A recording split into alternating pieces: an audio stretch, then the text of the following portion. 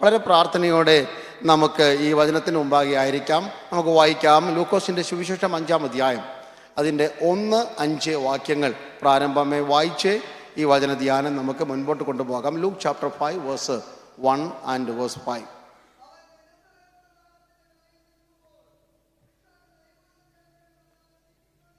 മതി. ഹല്ലേലൂയ. ഒന്നാമത് നാം വായിച്ചത് യേശു ഗന്നസരേത്ത് തടാകക്കരയിൽ അല്ലെങ്കിൽ ഗലീല കടലിൻ്റെ തീരത്ത് നിൽക്കുമ്പോൾ വലിയൊരു പുരുഷാരം യേശുവിനെ തിക്കുന്നു, തിരക്കുന്നു. That means a great multitude gathered over there with one purpose, one solemn purpose, to hear the word of God. ദൈവവചനം കേൾക്കേണ്ടതിനെ യേശുവിൻ്റെ അടുക്കിലേക്ക് വന്ന ഒരു കൂട്ടം സമൂഹം. അതിൻ്റെ 5-ാം വാക്യം കൂടി. അതിന് ശീമോൻ, നാഥ, ഞങ്ങൾ രാത്രി മുഴുവനും അധ്വാനിച്ചിട്ടും ഒന്നും കിട്ടിയില്ല, എങ്കിലും നിന്റെ വാക്കിന് ഞാൻ വലയിറക്കാം എന്ന് ഉത്തരം പറഞ്ഞു. ഈ സംഭവം വളരെ സുപരിചിതമാണ്. ഗന്നസരേത്ത് തടാകക്കരയിൽ യേശു കടന്നുപോയതും വലിയൊരു മീൻപിടുത്തം പത്രോസിനെ കൊണ്ട് ചെയ്യിക്കുന്നതും അതെൻ്റെ വിഷയമേ അല്ല.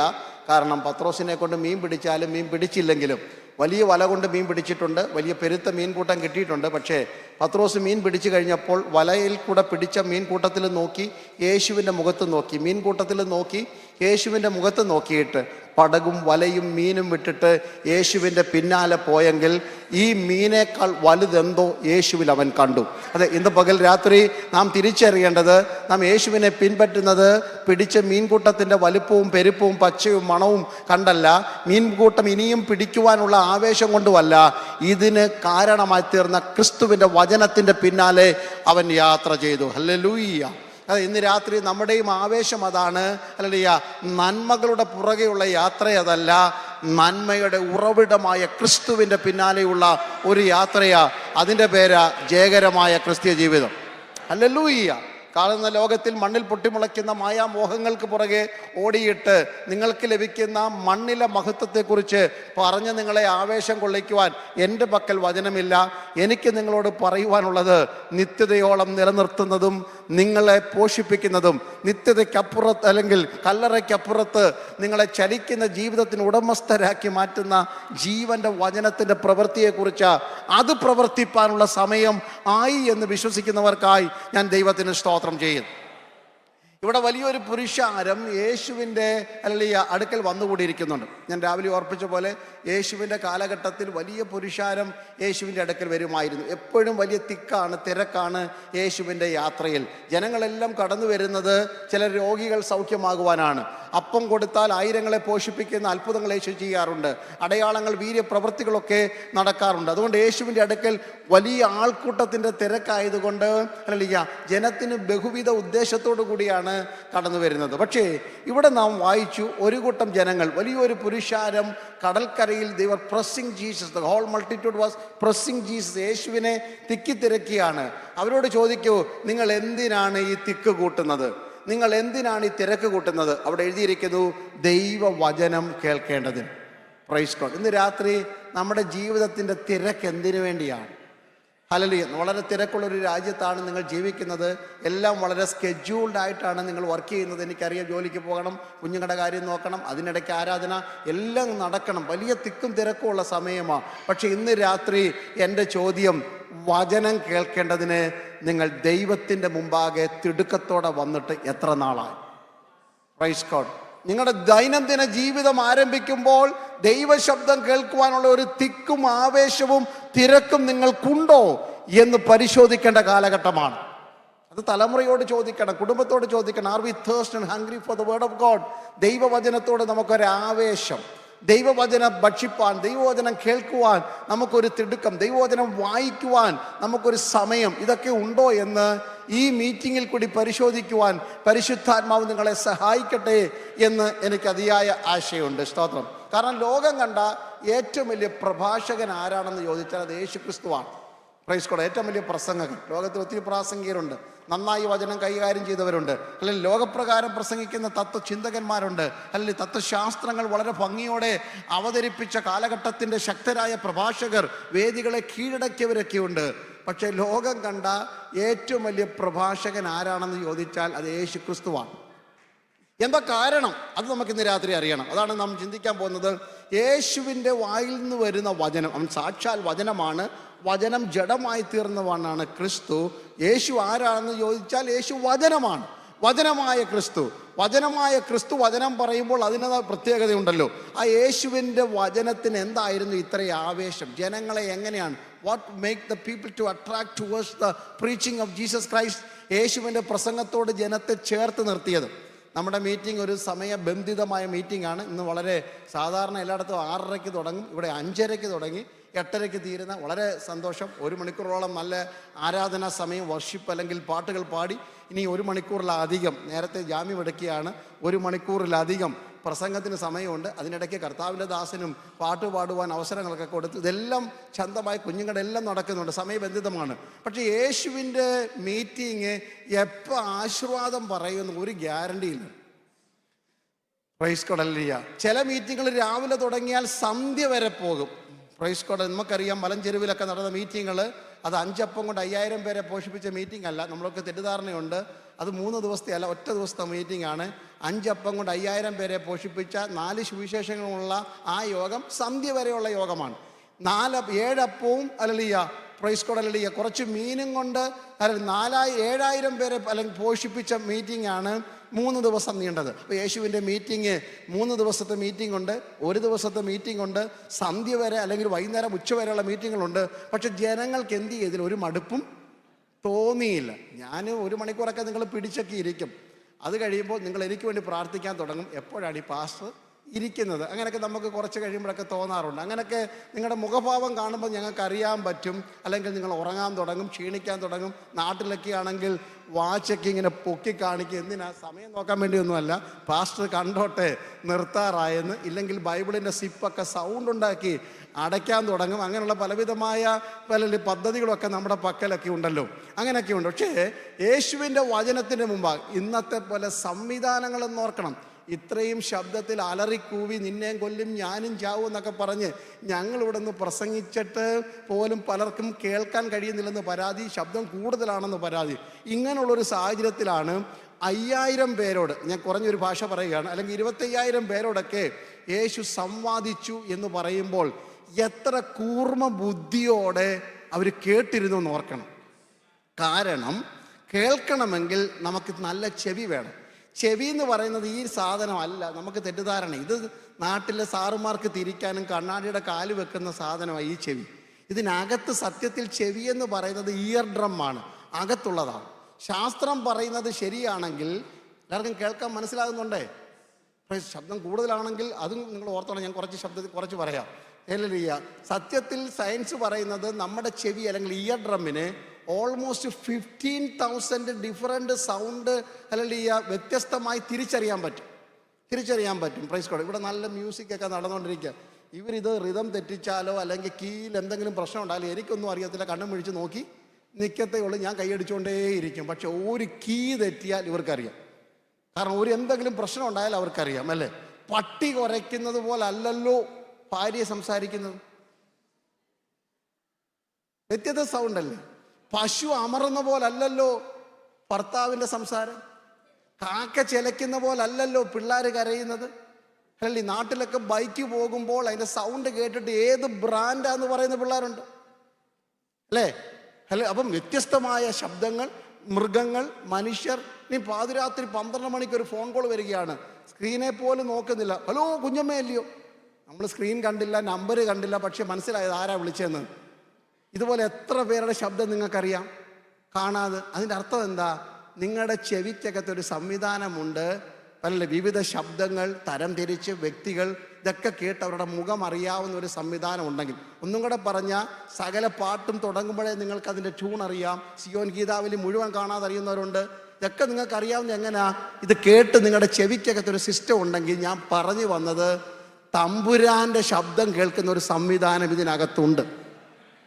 ലോകത്തിലുള്ള സകല മനുഷ്യരുടെയും ശബ്ദം നിങ്ങൾക്കറിയാം, സകല മൃഗത്തിൻ്റെ തരം തിരിച്ചറിയാം, സകല കാലാവസ്ഥകളുടെയും കാറ്റിൻ്റെയും കൊടുങ്കാറ്റിൻ്റെയും ഒക്കെ നിങ്ങൾക്ക് ശബ്ദം അറിയണമെങ്കിൽ എൻ്റെ പ്രിയൻ്റെ ശബ്ദം തിരിച്ചറിയുന്ന ഒരു സംവിധാനം ഈ ചെവിക്കകത്തുണ്ട്. അതുകൊണ്ട് യേശു പറഞ്ഞു, കേൾപ്പാൻ ചെവിയുള്ളവൻ കേൾക്കട്ടെ. ഹല്ലേലൂയ. യേശു പറയുന്നത് കേൾക്കുവാൻ ചെവിയുള്ളവൻ കേൾക്കട്ടെ. അത് തിരിച്ചറിഞ്ഞവരാ അബ്രഹാമിൻ്റെ വീടെന്നൊക്കെ പറഞ്ഞു കഴിഞ്ഞാൽ പത്തനംതിട്ട ജില്ല പോലാണ്. അല്ലല്ലേ? നമ്മുടെ വീട്ടിലെ പോലെ 5-6 പേരൊന്നും അല്ല. അല്ല, എന്നെ ആടും മാടുമായിട്ട് 318 അഭ്യാസികൾ തന്നെ ഉണ്ട് വീട്ടിൽ. അവിടെ എഴുതിയിരിക്കുന്നത് വീട്ടിൽ ജനിച്ച. അപ്പോൾ അവർ വീട്ടിൽ ജനിച്ച അഭ്യാസികളാണെങ്കിൽ അവൻ്റെ അപ്പനും അമ്മ എവിടെ ഉണ്ട്? അവൻ്റെ വീട്ടിലുണ്ട്. ഇനി നമ്മുടെ കൂട്ട് ഞാൻ പറഞ്ഞല്ലോ 5-6 മക്കളല്ല, 2-3 മക്കളും അല്ല, എത്ര ഇഷ്ടം പോലെ മക്കളുണ്ട്. ഇതെല്ലാം കൂടെ വീട്ടിലുണ്ട്. പിന്നെ അബ്രഹാമൻ അനവധി ദാസന്മാരും ദാസിമാരും ഉണ്ടായിരുന്നു. ബഹുസമ്പന്നനായിരുന്നു. കാടിൻ്റെയും മാടിൻ്റെയും ഒച്ചയെ അലർച്ച, ദാസന്മാരുടെ തിരക്ക്, ഈ അഭ്യാസികളുടെ അഭ്യാസം, ഇതിൻ്റെയൊക്കെ നടുവിലാണ് ഒരു 4 പേർ ഒച്ച വെച്ചാൽ നിങ്ങൾക്കൊരു ഫോൺ വിളിച്ചാൽ പോലും കേൾക്കത്തില്ല. കുഞ്ഞുങ്ങളൊക്കെ ഉള്ള വീട്ടിലറിയാമല്ലോ, ഫോൺ വിളിക്കുമ്പോൾ പറയും മക്കളെ ഒന്ന് മിണ്ടാതിരി, ഡാഡി ഒന്ന് വർത്തമാനം പറയട്ടെ. ഇത്രയും തിരക്കിനിടയിൽ, ഇത്രയും ബഹളത്തിനിടയ്ക്ക് അബ്രഹാമേ എന്ന് വിളിച്ചപ്പോൾ അടിയൻ ഇതാ എന്ന് അബ്രഹാം പറയണമെങ്കിൽ how much he was well tuned his years with the voice of God. അവൻ്റെ ചെവി ദൈവശബ്ദത്തിന് എത്രമാത്രം തുറന്നിരുന്നു. ജീവിതത്തിൻ്റെ തിരക്കുകളുടെ നടുവിൽ ദൈവം നിങ്ങളോട് സംസാരിക്കുന്നുണ്ട്. ഇന്ന് ഈ രാത്രി ഈ മീറ്റിങ്ങിൻ്റെ നടുവിൽ ദൈവം നിങ്ങളോട് സംസാരിക്കുന്നുണ്ട്. നിങ്ങളുടെ ജീവിതത്തിൻ്റെ പ്രതിസന്ധികളിൽ ദൈവം നിങ്ങളോട് സംസാരിക്കുന്നുണ്ട്. തുറന്ന ചെവിയുള്ളവർക്ക് ആ ദൈവശബ്ദം കേൾക്കാം. തുറന്ന ചെവിയുള്ളവർക്ക് ആ ദൈവശബ്ദം കേൾക്കാം.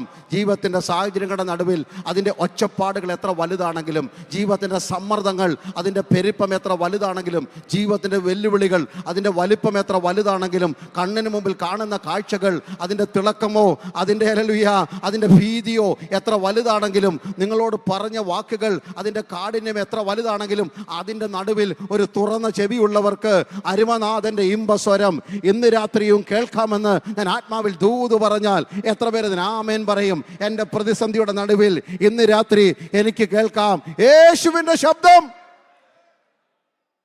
യേശുവിൻ്റെ ശബ്ദം കേൾക്കാൻ ചെവി തുറന്നിരിക്കണം. വെളിപ്പാട് പുസ്തകത്തിൽ 7 സഭകളോടും ആവർത്തിച്ച് പറയുന്നു, കേൾപ്പാൻ ചെവിയുള്ളവൻ കേൾക്കണം. ആത്മാവ് പറയുന്നത് കേൾപ്പാൻ ചെവി തുറന്നിരുന്നാട്ട്. അപ്പം ജനം കാതു കൂർപ്പിച്ചിരുന്നത് കൊണ്ട് യേശുവിൻ്റെ ശബ്ദം, യേശു അലറി കീറി പ്രസംഗിച്ചു ഒന്നും ഞാൻ വിശ്വസിക്കുന്നില്ല. അല്ലല്ല, ഗലീല കടൽ തീരത്തോ പുഴവക്കിലോ വഴിവക്കിലോ മലഞ്ചെരുവിലോ നിന്നുകൊണ്ട് യേശു ദൈവരാജ്യത്തിൻ്റെ മർമ്മങ്ങൾ പറയുമ്പോൾ ജനം പിൻ ഡ്രോപ്പ് സൈലൻ്റ് ആയിട്ടിരുന്ന് അത് കേട്ടു. കുഞ്ഞുങ്ങൾ പോലും എഴുന്നേറ്റ് പോകാത്ത വണ്ണം ആകർഷണീയമായിരുന്നു യേശുവിൻ്റെ സംസാരം.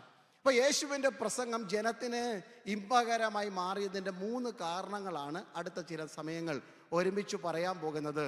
ന്യായപ്രമാണം ദുർബലമാക്കിക്കൊണ്ടിരിക്കുന്ന കാലഘട്ടം, വചനത്തെ വികലമാക്കിക്കൊണ്ടിരിക്കുന്ന കാലഘട്ടം, വചനത്തെ അഡൾട്രേഷൻ മായം കലർത്തുന്ന ഒരു കാലഘട്ടം, സത്യവചനത്തെ പത്യവചനത്തെ യഥാർത്ഥമായി പ്രസംഗിക്കാത്ത ഒരു കാലഘട്ടം, കർണരസകരമായ ചെവിക്കിമ്പമേറിയ കാര്യങ്ങൾ പറഞ്ഞ് മനുഷ്യൻ്റെ പുറമെയുള്ള മനുഷ്യൻ്റെ പുഷ്ടി മാത്രം പ്രഘോഷിപ്പിക്കുന്ന ഒരു കാലത്തിൽ അകത്ത മനുഷ്യൻ്റെ ആരോഗ്യത്തെക്കുറിച്ച് സംസാരിക്കുന്ന വിശുദ്ധ തിരുവെഴുത്തിനെയാണ് ഞാൻ നിങ്ങൾക്ക് കൈമാറുന്നത്. സ്തോത്രം. വചനത്താലുള്ള വ്യത്യാസങ്ങൾ ദൈവസഭയ്ക്കകത്ത് നിങ്ങളിൽ കൂടെ ഉണ്ടാകണം. ഇത് യഹോവേ നിനക്ക് പ്രവർത്തിക്കാനുള്ള സമയമാ.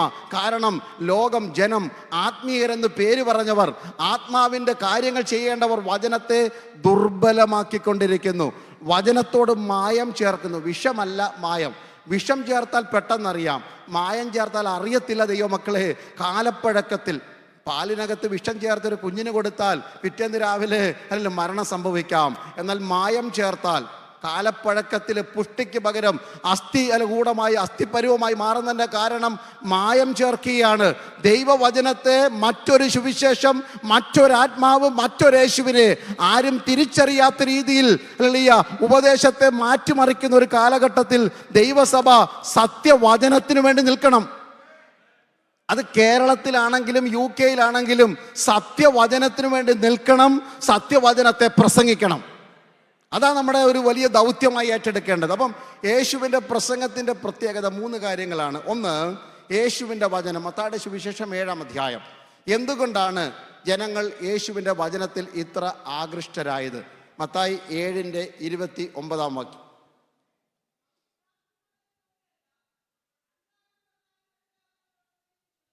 യേശുവിൻ്റെ വചനത്തെക്കുറിച്ച് ജനങ്ങൾ പറഞ്ഞ ഒന്നാമത്തെ അഭിപ്രായം, what made the people to be so attracted and so lovely hearing God's word? ദൈവത്തിൻ്റെ വചനം ഇമ്പകരമായി കേൾക്കുവാൻ ജനത്തിന് ആവേശം കൊടുത്ത ഒന്നാമത്തെ കാരണം ഇത് അധികാരത്തിൻ്റെ വചനമായിരുന്നു. ശാസ്ത്രിമാർ, അന്നത്തെ കാലത്തെ മോസ്റ്റ് പ്രൊഫൗണ്ട് പ്രീച്ചേഴ്സ് ആയിരുന്നു ഫാരിസീസ് ആൻഡ് സദൂസീസ്. ന്യായപ്രമാണം, തോറ അല്ലെങ്കിൽ അരച്ച് കലക്കി കുടിച്ച് സങ്കീർത്തനങ്ങൾ, സദൃശവാക്യ, സഭാപ്രസംഗി, ഉത്തമഗീതം വരെയുള്ള കാവ്യ പുസ്തകങ്ങൾ മനഃപ്പാഠമായി പഠിച്ചും പ്രവാചക പുസ്തകങ്ങളെ വാക്യങ്ങൾ ഉദ്ധരിച്ചും ദീർഘമണിക്കൂറുകൾ സംവാദിക്കുവാനും സംസാരിപ്പാനും കഴിവുറ്റവരായിരുന്നു അന്നത്തെ ശാസ്ത്രിമാർ, പരീശന്മാർ, പള്ളി പ്രമാണിമാർ. അവർ പള്ളിയിൽ പ്രസംഗിക്കുമായിരുന്നു. അവർ നന്നായിട്ട് വചനം, ന്യായപ്രമാണം കൈകാര്യം ചെയ്യുമായിരുന്നു.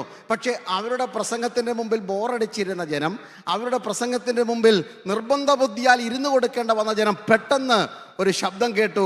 ആ ശബ്ദത്തെ നോക്കി അവർ പറയുകയാണ്, അവൻ ശാസ്ത്രിമാരെ പോലെ അല്ല സംസാരിക്കുന്നത്. Hallelujah. He speak God's word with power and authority. അവൻ അധികാരത്തോടെ സംസാരിക്കുന്നു. ഇന്ന് രാത്രി യേശുവിൻ്റെ വചനത്തിൻ്റെ പ്രത്യേകത, ഇത് അധികാരത്തിൻ്റെ വചനമാണ്. ദൈവവചനത്തിന് അധികാരമുണ്ട്, ആധികാരികതയുണ്ട്. ദൈവവചനത്തിൻ്റെ അധികാരം, യേശുവിന് എന്ത് അധികാരമുണ്ടോ അത് യേശു പറയുന്നതിൻ്റെ അധികാരമാണ്. ദൈവമക്കളെ, ഹല്ലേലൂയ. ഒരാൾ ഒരു കാര്യം പറയുമ്പോൾ ആളിൻ്റെ സ്ഥാനം, മാനം വെച്ചാണ് വാക്കിന് അധികാരം. എല്ലാവരും യു കെയുടെ പ്രസിഡന്റോ അല്ലെ പ്രധാനമന്ത്രി, യു കെയുടെ ഹല്ലേലൂയ അല്ലെങ്കിൽ കിങ്ങോ ഒരു കാര്യം പറഞ്ഞാൽ അവരുടെ പൊസിഷൻ അനുസരിച്ച അധികാരം. നാം പറയുന്നത് അവർ പറയുന്നത് വ്യത്യാസമുണ്ട്. ഒരേ വാക്കായിരിക്കും പറയുന്നത്, പക്ഷേ പറയുന്നവൻ്റെ അധികാരമാ പറയുന്ന വാക്കിൻ്റെ മേലുള്ള അധികാരം. സകലത്തിൻ്റെ ഉടയവനായതുകൊണ്ട്, സൃഷ്ടികർത്താവായതുകൊണ്ട്, സകലത്തെയും തൻ്റെ ശക്തിയുള്ള വാക്കുകൊണ്ട് നിലനിർത്തുന്നവനായതുകൊണ്ട്, സകലത്തെ നിർമ്മിച്ചവനായതുകൊണ്ട് യേശു ഒരു വാക്ക് പറഞ്ഞാൽ അതിന് അധികാരത്തിൻ്റെ വാക്കാണ്. യേശുവിൻ്റെ അധികാരങ്ങൾ നാം അനുഭവിച്ചവരാണ്. പ്രധാനമായി യേശുവിൻ്റെ 5 അധികാരങ്ങൾ. ഈസ് ഓമിനിപൊട്ടൻ്റ് ആണ്, സർവശക്തനാണ്, സർവവ്യാപിയാണ്, സർവജ്ഞാനി, സർവസമ്പൂർണ്ണൻ, സൗന്ദര്യ സർവവുമാണെങ്കിലും നമ്മുടെ ജീവിതത്തിൽ ഇതെല്ലാം ചെയ്തു തരുന്ന യേശുവിൻ്റെ അധികാരത്തെ 5ആയിട്ട് നമുക്ക് ഡിവൈഡ് ചെയ്യാം. Never misunderstand me. യേശുവിൻ്റെ അധികാരത്തെ ഞാൻ പരിമിതപ്പെടുത്തുകയല്ല. യേശുവിൻ്റെ സർവാധികാരത്തെ മനുഷ്യൻ എന്ന നിലയിൽ ഞാനും നിങ്ങളും ആസ്വദിക്കുന്നത് 5 രീതിയിലാണ്. ലൂക്കോസിൻ്റെ സുവിശേഷം 8-ാം അധ്യായത്തിലും മത്തായിയുടെ സുവിശേഷം 9-ന്റെ 6-ാം ഈ 5 അധികാരങ്ങൾ നമ്മൾക്ക് കാണുവാൻ കഴിയും. ഒന്ന് മത്തായി 9-6 യേശുവിൻ്റെ 1-ാമത്തെ അധികാരം. തളർവാദം പിടിച്ച് പക്ഷപാത രോഗിയായി ഒരു മനുഷ്യനെ കിടക്കയിൽ യേശുവിൻ്റെ അടുക്കൽ കൊണ്ടുവരുന്നു. യേശു അവനോട് പറയുന്നു, ഹല്ലേലൂയ, നിന്റെ പാപങ്ങൾ മോചിച്ച് തന്നിരിക്കുന്നു, എഴുന്നേറ്റ് നിന്റെ കിടക്കയെടുത്ത് നടക്കാം. വളരെ രോഷാകുലരായി അവിടെ ഇരിക്കുന്ന ശാസ്ത്രിമാർ, പരീശന്മാർ, ജനങ്ങൾ ചോദിക്കുന്നു, എന്തധികാരത്തിലാണ് ഇവൻ ഈ സംസാരിക്കുന്നത്? യേശു അവരോട് പറഞ്ഞ മറുപടി, മനുഷ്യപുത്രന് ഭൂമിയിൽ പാപങ്ങൾ മോചിപ്പാൻ അധികാരമുണ്ട്. അന്ന് വരെ ആരും കേൾക്കാത്ത ഒരു പുതിയ തത്വം യേശു അവതരിപ്പിക്കുക. മനുഷ്യപുത്രന് പാപം മോചിപ്പാൻ അവകാശമുണ്ട്, അധികാരമുണ്ട്. ഇന്ന് രാത്രി യേശുവിൻ്റെ 1-ാമത്തെ അധികാരം നമ്മുടെ പാപം മോചിക്കുന്നു എന്നുള്ളതാണ്. വചനത്തിൽ വിശ്വസിക്കുന്ന ജനത്തിനറിയാം പാപബോധമുണ്ടാക്കുന്നതാണ് ദൈവവചനം. ദൈവവചന കേൾവി അത് ഞായറാഴ്ചയാണെങ്കിലും ഉപവാസ പ്രാർത്ഥനയ്ക്കാണെങ്കിലും കർത്താവിൻ്റെ തിരുമേശയുടെ മുമ്പിലാണെങ്കിലും സൺഡേ സ്കൂൾ ക്ലാസ്സിലാണെങ്കിലും സഹോദരിമാരുടെ മീറ്റിങ്ങിലാണെങ്കിലും യൂത്ത് ക്യാമ്പിലാണെങ്കിലും the hearing of God's word should convict you about your sin. പാപബോധം ഉണ്ടാക്കണം ദൈവവചനം. പാപത്തിൻ്റെ പുറത്ത് പാപം വെച്ച് കെട്ടുന്നതല്ല. ദൈവവചന കേൾവിയാൽ ജനത്തിന് കുറ്റബോധം ഉണ്ടാകണം. പാപബോധം ഉണ്ടാക്കാത്ത അല്ലെങ്കിൽ വചന കേൾവി അല്ല. ദൈവവചനം കേൾക്കുമ്പോഴാണ് നമ്മുടെ കുറ്റം നമുക്ക് ഓർമ്മ വരേണ്ടത്. ദൈവവചനം, അതുകൊണ്ടാണ് ഹോവേ ഹല്ലേലൂയ, തിരുവചനത്തിൻ്റെ അത്ഭുതങ്ങളെ കാണുവാൻ എൻ്റെ കണ്ണുകളെ തുറക്കണം. നാം അത്ഭുതങ്ങളെന്ന് കേൾക്കുമ്പോൾ ഉടനെ രോഗശാന്തി, ഭൂതശാന്തി, മുടന്തൻ സൗഖ്യമാകുന്നു, ചെകിടൻ കേൾക്കുന്നു, ഊമൻ സംസാരിക്കുന്നു, കുഷ്ഠരോഗി ശുദ്ധരായിത്തീരുന്നു, മരിച്ചവർ എഴുന്നേൽക്കുന്നു, അന്ത്യകാലത്ത് ഇതുവരെ കണ്ടിട്ടില്ലാത്ത അത്യത്ഭുത അടയാളങ്ങൾ നടക്കുന്നു. അതൊക്കെ ഉണ്ട് ദൈവമക്കൾ, ഇല്ലെന്ന് ഞാൻ പറഞ്ഞില്ല. ഞാനും വിശ്വസിക്കുന്നു, ഞാനും അതിൻ്റെ ഭാഗമാണ്. പക്ഷേ വചന കേൾവിയിൽ 1-ാമത് ഉണ്ടാകേണ്ടത് പാപബോധമാണ്. Praise God, hallelujah. ഏതു വചനം നിങ്ങൾ കേൾക്കുമ്പോഴും നിങ്ങളുടെ ഉള്ളിൽ കുറ്റബോധം ഉണ്ടാകണം. എന്താണ് കുറ്റബോധം? ദൈവഹിതമില്ലാത്ത എന്തെങ്കിലും പറഞ്ഞിട്ടുണ്ടെങ്കിൽ വചനത്തിൽ കൂടി അത് ബോധ്യം വരെയാണ്. ദൈവദാസന്മാർ വചനം ശുശ്രൂഷിക്കുമ്പോൾ പാപബോധമുണ്ടാകണമെന്ന്. പഴയ കാലത്ത് അങ്ങനെ ആയിരുന്നു, കുറ്റബോധമുണ്ടാകണം. അതിനാ ദൈവസഭയ്ക്ക് പ്രവാചകന്മാരെ തന്നിരിക്കുന്നത്, അതിനാ ദൈവസഭയ്ക്ക് അപ്പോസ്തലന്മാരെ തന്നിരിക്കുന്നത്, അതിനാ ദൈവസഭയ്ക്ക് സുവിശേഷകന്മാരെ തന്നിരിക്കുന്നത്. Praise God, hallelujah. നമ്മൾ വിചാരിക്കുന്ന പാപബോധം ഉണ്ടാകേണ്ടത് പുറത്തു പോയിട്ട് തെരുക്കോണിൽ നിന്നുകൊണ്ട് നാട്ടിലെ പരസ്യയോഗത്തിൽ കാലം തികഞ്ഞു, ദൈവരാജ്യം സമീപിച്ചിരിക്കാൻ മാനസാന്തരപ്പെട്ട് സുവിശേഷത്തിൽ വിശ്വസിക്കുക എന്ന് പറയാൻ വേണ്ടിയാണ്. അല്ല, ദൈവസഭയ്ക്ക് മാനസാന്തരം വേണം. Are you with me? എൻ്റെ കൂടെ ഉണ്ടേ? ദൈവസഭയ്ക്കകത്ത് മാനസാന്തരം വേണം. കാരണം മാനസാന്തരത്തിന് 2 ഘട്ടങ്ങളുണ്ട്. അതാണ് ഞാൻ പറയാൻ വന്നത്. മാനസാന്തരത്തിന് 2 ഘട്ടങ്ങളുണ്ട്. ഒന്ന്, the repentance that leads to salvation, രക്ഷയിലേക്ക് നയിക്കുന്ന മാനസാന്തരം. ഈ ലോകത്തിൽ ജന്മനം കൊണ്ട് പാപികളായിരുന്ന സകല മനുഷ്യരും ദൈവതേജസ് നഷ്ടപ്പെട്ട്, അല്ലല്ല, ദൈവം അണിയിച്ച ആഡംബര ഉടുവസ്ത്രമായ തേജസ്സിൻ്റെ വസ്ത്രം നഷ്ടപ്പെട്ട് പാപത്തിൻ്റെ ശമ്പളമായ മരണത്തിനാൽ മൃത്യു മേയിക്കപ്പെട്ട് പാപം ചെയ്ത ദേഹി മരിക്കണം നിശ്ചയമെന്നുള്ള ദൈവകൽപ്പനയ്ക്ക് വിധേയപ്പെട്ട് ജീവിച്ച മനുഷ്യനെ ദൈവസ്നേഹം മനുഷ്യരൂപത്തിൽ യേശുവായി ഭൂമിയിലേക്ക് ഇറങ്ങി വന്നിട്ട് പാപത്തിൻ്റെ പടുകുഴിയിൽ കിടന്ന നമ്മെ വീണ്ടെടുത്ത് യേശു തൻ്റെ രക്തത്താൽ ശുദ്ധീകരിക്കുമ്പോൾ, അല്ലല്ല, അവനെ കൈക്കൊണ്ട് അവൻ്റെ നാമത്തിൽ വിശ്വസിക്കുന്നവർക്ക് ദൈവമക്കളാകുവാൻ അധികാരം കൊടുത്തു എന്നുള്ള ദൈവവചനത്തെ നാം വിശ്വസിക്കുമ്പോൾ, വിശ്വാസം കേൾവിയാലും ആ കേൾവി ദൈവവചനത്താലും അകത്ത് കയറിയിട്ട് യേശുവിൻ്റെ കർത്താവെന്ന് വാഗൊണ്ട് ഏറ്റുപറഞ്ഞ് ഹൃദയം കൊണ്ട് വിശ്വസിക്കുമ്പോൾ നമുക്കുണ്ടാകുന്ന മാനസാന്തരം രക്ഷയിലേക്ക് നമ്മെ നയിക്കുന്നു. അതാണ് രക്ഷയിലേക്ക് നയിക്കുന്ന മാനസാന്തരം, the repentance that leads to salvation. അത് അനുഭവിച്ച ദൈവമക്കളാണ് ഇവിടെ ഇരിക്കുന്നത്. അത് ആഘോഷിക്കുന്നവരാണ് ദൈവമക്കൾ. അതിൻ്റെ സന്തോഷമാണ് നമ്മുടെ മുഖത്ത് കാണുന്നത്. അല്ല, ഒരു സുവിശേഷകൻ എന്ന നിലയിൽ ആരെങ്കിലും ഇന്ന് രാത്രി ഇന്ന് വരെ ഈ രക്ഷയുടെ സന്തോഷം അനുഭവിച്ചിട്ടില്ലെങ്കിൽ, അല്ല, നിങ്ങൾ ഓൺലൈനിൽ കൂടോ ഇതിനകത്തോ വാച്ച് ചെയ്യുന്നെങ്കിൽ, സുവിശേഷക നിലയിൽ എൻ്റെ ദൗത്യം ഓർപ്പിക്കുന്നു. യേശുവിൻ്റെ വചനത്തിൻ്റെ മുമ്പാകെ നിങ്ങളുടെ ഹൃദയം അവന് വേണ്ടി കൊടുക്കുക. ഞാൻ പാപി എന്ന് സമ്മതിക്കുക, ഞാൻ ദോഷി എന്ന് സമ്മതിക്കുക. വെള്ളിക്കും പൊന്നിനും വിലയേറിയ രത്നങ്ങൾക്കും അല്ല, ഈ അഖിലാണ്ടം മുഴുവൻ തീരെഴുതി കൊടുത്താലും എൻ്റെ പാപത്തിന് പരിഹാരം വരുത്തുവാതിരുന്നപ്പോൾ യേശു തൻ്റെ ചങ്കിലെ ചോരയാൽ എന്നെ വീണ്ടെടുത്തു എന്ന് വിശ്വസിക്കുന്നവർ അവൻ്റെ മക്കളായി, അവൻ്റെ അവകാശികളായി തീരുന്ന ആത്മസന്തോഷത്തിലേക്ക് ഞങ്ങൾ നിങ്ങളെ ക്ഷണിക്കുകയാണ്. അപ്പോൾ ഒന്ന്, രക്ഷയിലേക്ക് നയിക്കുന്ന മാനസാന്തരം. 2, രക്ഷിക്കപ്പെട്ടവരുടെ മാനസാന്തരം. അയ്യോ പാസ്റ്റർ, ഞങ്ങൾ വിചാരിച്ചു രക്ഷിക്കപ്പെട്ടവർക്ക് പിന്നെ ജീവിതകാലത്ത് ഒരു മാനസാന്തരം വേണ്ടാലോ, 2 പാട്ട് പാടി അന്യഭാഷ പറഞ്ഞ് കൈയടിച്ച് മൈക്കും പിടിച്ചുകൊണ്ട് സ്റ്റേജിൽ നിന്ന് കഴിഞ്ഞാൽ ഞങ്ങളെപ്പോലെ വിശുദ്ധരി ഭൂമിയിലെങ്ങും ആരുമില്ല. The repentance that leads to sanctification, വിശുദ്ധീകരണത്തിൻ്റെ മാനസാന്തരം എപ്പോഴും ആവശ്യമാണ് ദൈവമക്കളെ. അധികാരത്തിൻ്റെ വചനം യേശു പറയുന്നതിൻ്റെ കാരണം ശാസ്ത്രിമാരെയും പരീശന്മാരെയും അക്കാലത്തെ പുരോഹിതന്മാരെ മുഖത്ത് വിരൽ ചൂണ്ടിയിട്ട് നിങ്ങൾ കപടഭക്തിക്കാരാണെന്ന് യേശു പറഞ്ഞതിൻ്റെ കാരണം അവർക്ക് പ്രസംഗിക്കാൻ അറിയാഞ്ഞിട്ടോ വചനം അറിയാഞ്ഞിട്ടോ അല്ല, അവരുടെ അകത്ത് കുടികൊണ്ടിരുന്ന പാപത്തിൻ്റെ വിഷത്തെ അവർ ഉപേക്ഷിക്കാതെ അവർ അതിൻ്റെ മുകളിൽ ആത്മീയം കെട്ടിപ്പൊക്കിയത് കൊണ്ടാ യേശു പറഞ്ഞത് നിങ്ങൾ മാനസാന്തരപ്പെടണം. അതിൻ്റെ ബൈബിൾ ഭാഷയാ bear fruit worthy of repentance. മാനസാന്തരത്തിന് യോഗ്യമായ, മാനസാന്തരപ്പെട്ടെങ്കിൽ അതിൻ്റെ തെളിവ് ഇന്നലെ രാത്രി നാം കേട്ടതാണ്. മാനസാന്തരപ്പെട്ടവർ ഫലം കായ്ക്കണം. ഇനിയും ഇന്നലെ രാത്രി കേട്ട വചനം ഓർമ്മയുണ്ടല്ലോ അല്ലയ്യ, ഫലം കായ്ക്കുക മാത്രമല്ല അധികം ഫലം കായ്ക്കണം. So you can bear fruit. Everybody in this world they will bear mere fruit, but we need to bear much fruit. അധികം ഫലം കായ്ക്കണം. പ്രൈസ് ഗോഡ് അല്ലേ. സഭായോഗത്തിലിരുന്ന് കൈയടിക്കാൻ ഭയങ്കര സന്തോഷം, അത് ഫലം കായ്ക്കുക. ചിലവർ കൈ അടിക്കത്തുമില്ല, ചിലർ കൈയും കെട്ടിയിരിക്കും, അത് ഫലം കായ്ക്കുന്നില്ല, നമുക്കറിയാം. എന്നാൽ കൂട്ടത്തിൽ പാടാനും എല്ലാവരും പാസ്റ്റർമാരൊക്കെ വന്ന് സഹായിക്കാനും എല്ലാ ആളും പേരും ഒക്കെ ഉള്ളപ്പോൾ ഒരു ആത്മീയം, അത് ഫലം കായ്ക്കുന്ന. പക്ഷെ അധികം ഫലം കായ്ക്കുന്നത് നിങ്ങളുടെ ഏകാന്തതയിൽ. പ്രൈസ് ഗോഡ് അല്ലേ. എഫെസോസ് സഭയുടെ സീനിയർ പാസ്റ്ററായി 50,000 വിശ്വാസികൾ ഉണ്ടായിരുന്നു. ഒരു സഭയിലല്ല, എഫെസോസ് പട്ടണത്തിലെ വിവിധ ഭാഗങ്ങളിലായി ചെറിയ കൂടിവരകളിലായി അന്നത്തെ കാലത്ത് 50,000-ഓളം വിശ്വാസികൾ. അന്നത്തെ 50,000 ഇന്ന് 50 ലക്ഷത്തിൻ്റെയൊക്കെ എത്രയോ ഇരട്ടിയാണ് എഫെസോസ് പട്ടണത്തിലുണ്ടായിരുന്നു. അവിടുത്തെ സീനിയർ പാസ്റ്ററായി 90ഓളം വയസ്സ് പ്രായമുള്ളപ്പോഴാണ് യോഹന്നാനെ പത്മോസ് ദ്വീപിലേക്ക് നാട് കടത്തുന്നത്. പക്ഷേ എഫെസോസ് സഭയിൽ താൻ പ്രസംഗിച്ചപ്പോൾ അനുഭവിച്ച ആത്മസന്തോഷത്തിൻ്റെ 1000 മടങ്ങ് പത്മോസിന്റെ ദ്വീപിൽ അവൻ അനുഭവിച്ചത്. ഇന്ന് രാത്രി എത്ര പേർക്ക് ഇത് മനസ്സിലാകുന്നുണ്ട്? നിങ്ങൾ ഒറ്റപ്പെടുമ്പോൾ, ഒറ്റപ്പെടുത്തുമ്പോൾ, നിങ്ങളെ അറിയില്ലെന്ന് പറഞ്ഞ് കൂടെ നടക്കുന്നവർ കൂട്ടത്തോടെ മാറിപ്പോകുമ്പോൾ, ഏകാന്തയുടെ തുരുത്തിൽ കൈയടിക്കുവാൻ കൂടിയിരുന്ന് പാട്ടുപാടാൻ ആരുമില്ലാത്തപ്പോൾ, ഇന്ന് വരെ കാണാത്ത രീതിയിൽ സ്വർഗം തുറക്കുന്നുവെങ്കിൽ, ഇന്ന് വരെ കാണാത്ത രീതിയിൽ ക്രിസ്തുവിനെ കാണുന്നുവെങ്കിൽ ഒരു കാര്യം ഓർത്തുകൊള്ളുക, നിങ്ങളുടെ ഏകാന്തത ദൈവത്തിൻ്റെ പദ്ധതിയാണ്. നിങ്ങളെ കൊണ്ടുവിട്ട കപ്പൽ മടങ്ങിപ്പോയേക്കാം, നിങ്ങളെ അയച്ചവർ ഇനിയും നിങ്ങളെ തിരിച്ചു വിളിക്കുമെന്ന് ഒരു പ്രതീക്ഷയുമില്ല. പക്ഷെ അവിടെ ഇരുന്നു കൊണ്ട് തോളത്ത് വലം കൈ വെച്ചുകൊണ്ട് ഭയപ്പെടേണ്ട എന്ന് പറയുന്ന ഒരു ദൈവശബ്ദം നിങ്ങൾ കേട്ടിട്ടുണ്ടെങ്കിൽ നിങ്ങളുടെ വിശ്വാസ യാത്രയെ ഇന്ന് രാത്രി വചനത്തിന്റെ അധികാരത്താൽ കരുത്തുള്ളതാക്കി മാറ്റുമെന്ന് ഞാൻ ആത്മാവിൽ ദൂത് പറയുന്നു.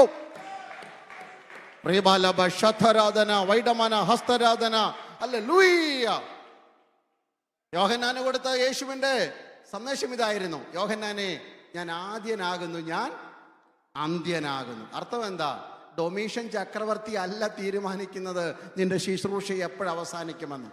ഞാനാണ് ഗലീല കടൽപ്പുറത്ത് സബദിയുടെ മകനായ നിന്നെയും നിന്റെ സഹോദരനെയും വല നന്നാക്കുന്നിടത്തുനിന്ന് വിളിച്ചു വേർതിരിച്ചുവെങ്കിൽ നിന്റെ ഒടുക്കം എന്തായിരിക്കണമെന്ന് ഞാൻ എൻ്റെ പുസ്തകത്തിൽ എഴുതി വെച്ചിട്ടുണ്ട്. ഇന്ന് രാത്രി ഞാൻ ആത്മാവിൽ ദൂത് പറയുന്നു: ക്യാൻസർ അല്ല തീരുമാനിക്കുന്നത്, ഡോക്ടർ അല്ല തീരുമാനിക്കുന്നത്, സർജറി അല്ല തീരുമാനിക്കുന്നത്, നിന്റെ മേലുള്ള രോഗമല്ല തീരുമാനിക്കുന്നത്, നിന്റെ കടഭാരമല്ല തീരുമാനിക്കുന്നത്, ഗവൺമെന്റ് അല്ല തീരുമാനിക്കുന്നത്. നിന്റെ അവസാനം എവിടെയാണെന്ന് ജീവന്റെ പുസ്തകത്തിൽ സ്വർഗം എഴുതി വെച്ചിട്ടുണ്ട്. ഇന്ന് പകൽക്കാലം the one who has begun a good work in you is absolutely able to bring it into pass. നിങ്ങളിൽ നല്ല പ്രവൃത്തി ആരംഭിച്ചവൻ യേശു ക്രിസ്തുവിന്റെ നാളോളം അതിനെ തികയ്ക്കുവാൻ അവൻ ശക്തൻ. എത്ര പേരത് വിശ്വസിക്കുന്നു? കർത്താവാണ് എന്നെ വിളിച്ചതെങ്കിൽ എൻ്റെ ഒടുക്കം എന്താണ്? എൻ്റെ ശുശ്രൂഷ വിളിച്ചത് കർത്താവാണെങ്കിൽ അതിൻ്റെ ഒടുക്കം എന്താണെന്ന് സഭയല്ല തീരുമാനിക്കേണ്ടത്, സംഘടനയല്ല തീരുമാനിക്കേണ്ടത്. എന്നെ വിളിച്ചവൻ ഉണ്മയുള്ളവൻ. Hallelujah, hallelujah. എത്ര പേർക്ക് ആത്മാവിൽ കർത്താവിനെ സ്തുതിക്കാൻ പറ്റും? നിങ്ങളെ വിളിച്ച ദൈവം വിശ്വസ്തനാണ്.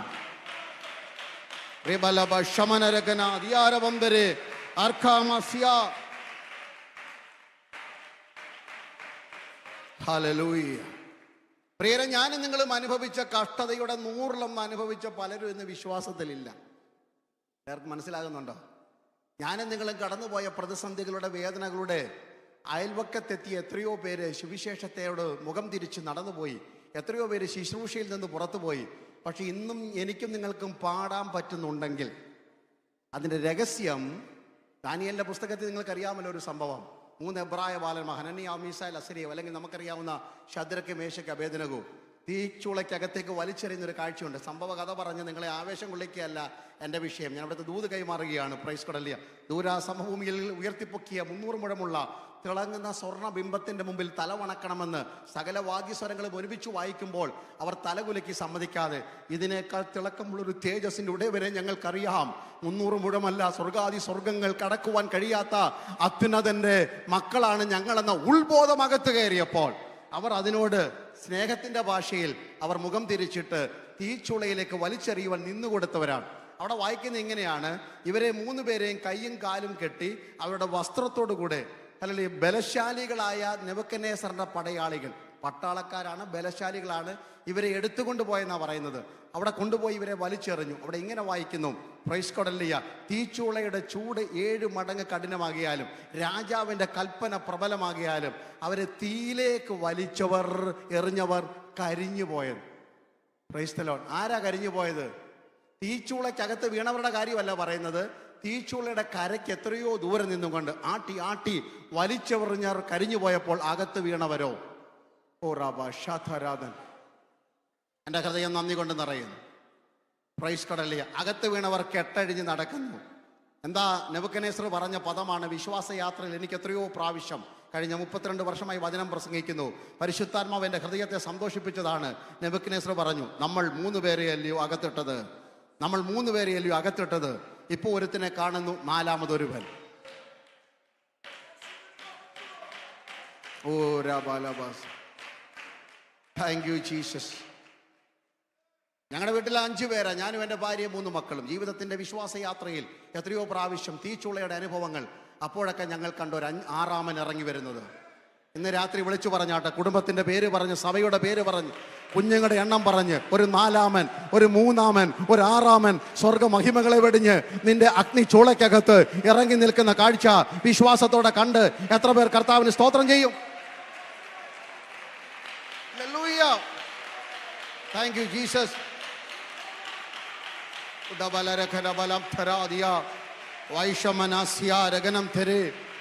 ഒരു 4മൻ ഇറങ്ങി വന്ന് കരം പിടിക്കുന്നു. Price the Lord. തീ കെടുത്തുകയല്ല, തീയുടെ ബലം കെടുത്തുന്നതാ ദൈവത്തിന്റെ പദ്ധതി. സിംഹത്തെ കൊല്ലുകയല്ല, സിംഹത്തിന്റെ വായടയ്ക്കുന്നതാ. എബ്രായലേഖനം 11-ാം അധ്യായത്തിന്റെ 33-ാം വാക്യം വായിക്കുമ്പോൾ നിങ്ങൾക്ക് അതിന്റെ അർത്ഥം മനസ്സിലാകും. വിശ്വാസത്താൽ അവർ തീയുടെ ബലം കെടുത്തി, വിശ്വാസത്താൽ അവർ സിംഹത്തിന്റെ അടച്ചു, വിശ്വാസത്താൽ അവർ അന്യന്മാരുടെ സൈന്യങ്ങളെ ഓടിച്ചു, വിശ്വാസത്താൽ അവർ നീതി നടത്തി രാജ്യങ്ങളെ കീഴ്പ്പെടുത്തി, വിശ്വാസത്താൽ വാളിന്റെ വായ്ത്തലയ്ക്ക് തെറ്റിപ്പോയി. എന്താ കാരണം? വിശ്വാസത്തിന്റെ പ്രവൃത്തി ഹല്ലേലൂയ നിങ്ങളിൽ വചനത്താൽ വെളിപ്പെടുമ്പോൾ ശത്രുവിന്റെ പദ്ധതികളുടെ മുനയാണ് നിങ്ങൾ ഓടിക്കുന്നത്. ഇന്ന് രാത്രി ഞാൻ പറഞ്ഞു വന്നത് ഹല്ലേലൂയ, പ്രതിസന്ധികളുടെ നടുവിൽ ഏറ്റവും കൂടുതൽ ദൈവ സാന്നിധ്യം അധികാരത്തിന്റെ വചനമാ യേശുവിന്റെ വചനം, പാപം മോചിക്കുന്ന വചനം. അതുകൊണ്ടാണ് യേശുവിന്റെ വചനം ജനത്തെ ആകർഷിച്ചത്.